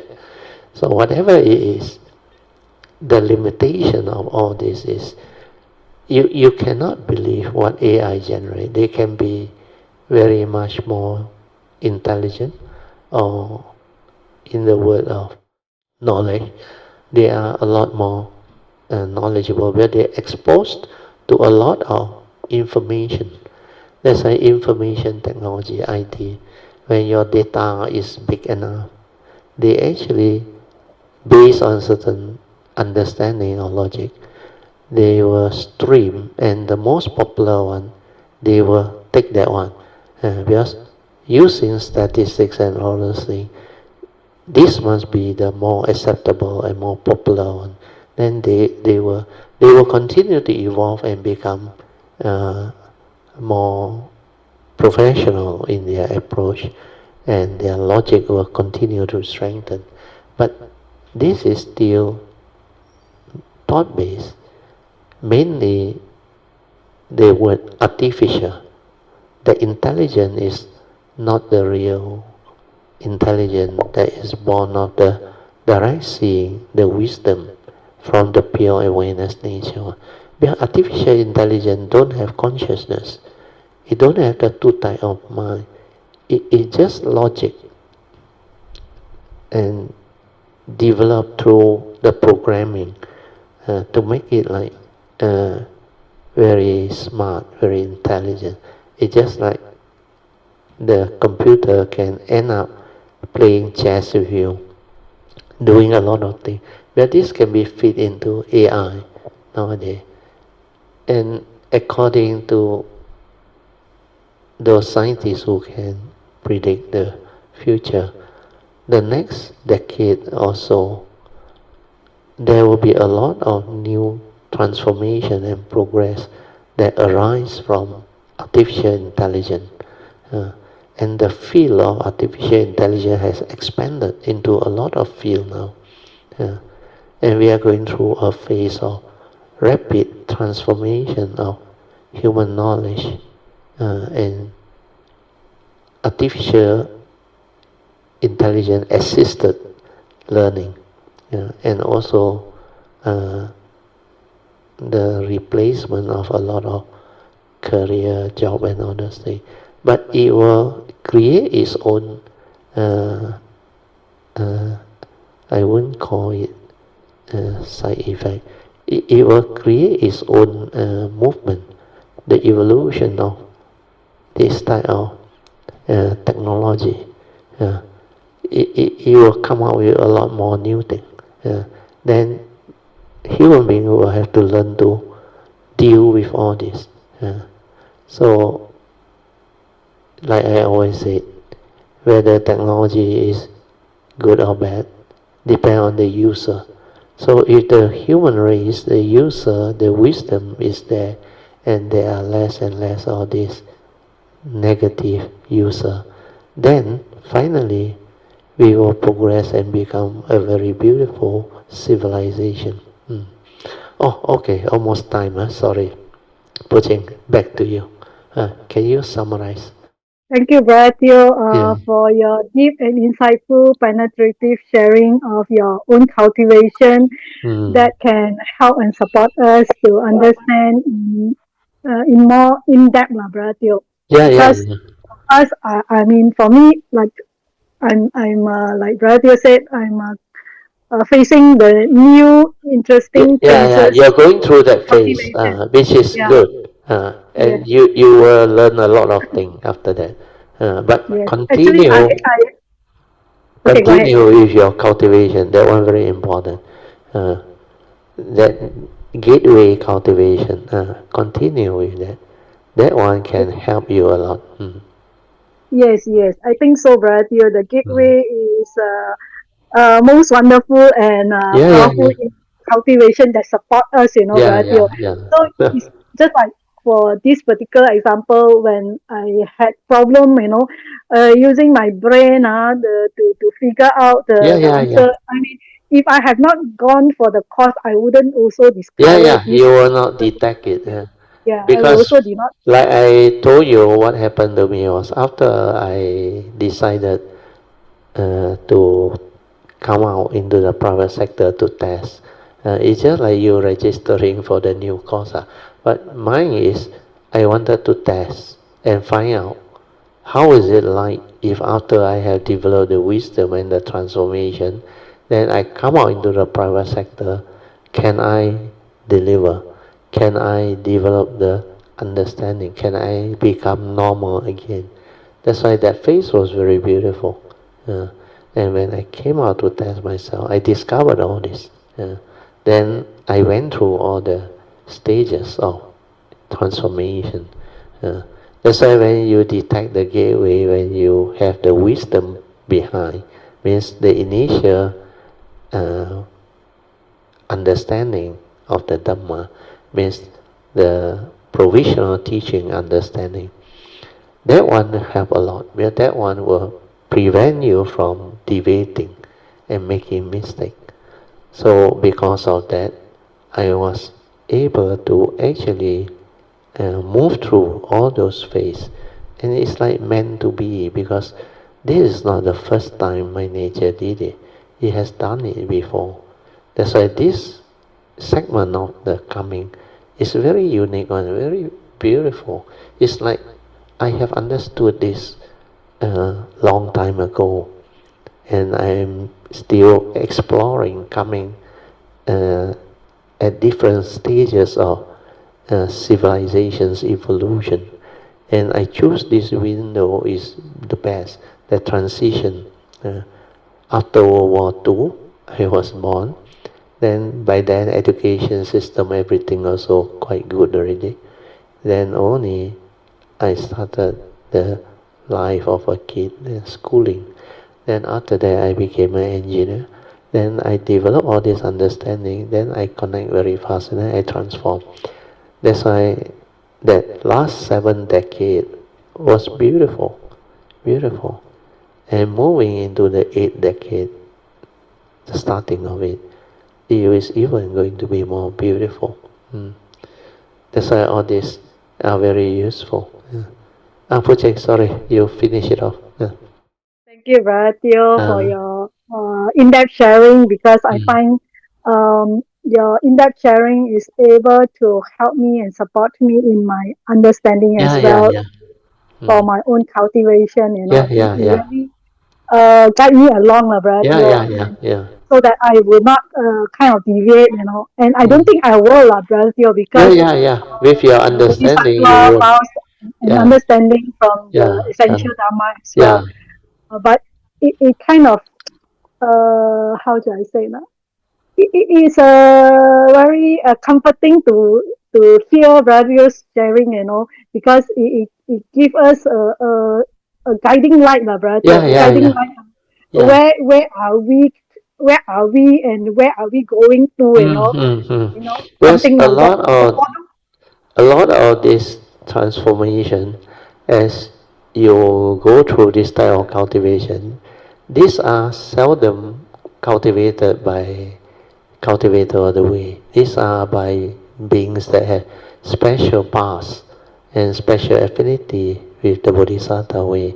Then when you go through this phase, it's very difficult to get a guide or a teacher who can have the understanding to share all this. That's why Maitreya came to my nature and requested is precisely why the condition manifests. That's why at that time I was also asking, I said, how come me, not others? But that time when it happened, I knew that these are the things that I have that I can share with the world. And he called it the true Dhamma Zhen Fa. And deep inside me, my nature, no, these are the two things that I am very good at, and I have them. That's why I told him his nature. I said, you are the Sammasambuddha. You don't have to be so courteous in making that request. 请你, or he used the word, 把正法传下去. I said, you only have to instruct. My nature will do. And that was what happened. Then I just pay my respect. Then I determine inside. Okay, I say I will do this work. Then after that, a lot of things happened after that. 2008, I remember that year. Then a lot of things happened, and the Kayamita also shift. The new group came in and all those things, and the old group, some disappear. Then until today, today. Okay, Poh Cheng, anything else? thank you, Brother Teo, Kanan, Brother Teo. But Okay. Brother Teo, before I end this sharing, right, I also like to mention about last Tuesday sharing that Brother Teo shared together with Sister Ingbi. That particular sharing is really, really good, you know, especially Brother Teo explain your own experiential cultivation that touch on the three hallmark, and also Sabi Dhamma Nata, that part to the three hallmark of sixth track master Huining. Wow, so beautiful, you know, Brother Teo, that part.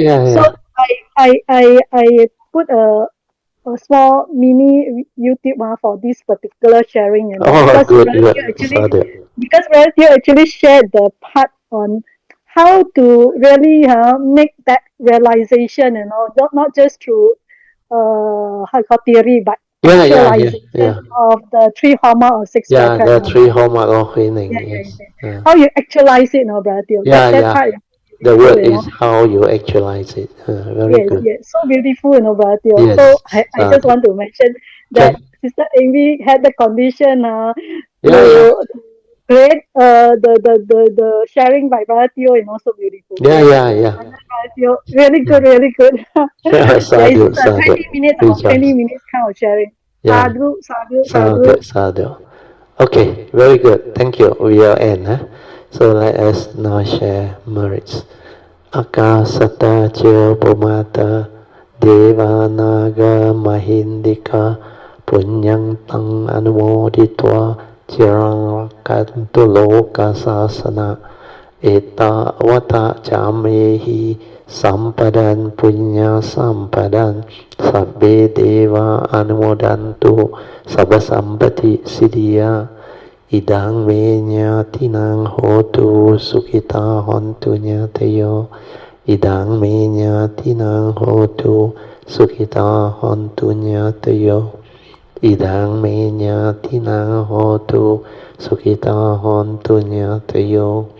Devo asatakalena sasa sampati hetu cha Vito bhavatu loko cha Raja bhavatu dhammiko. Imina punyang kamina mame bala samagamo satang samagamo hotu yawa nivana patiya. Sadhu, sadhu, sadhu. Okay, you all can now pay respect mindfully to Lord Buddha, Guanyin Bodhisattva, and all the worthy ones.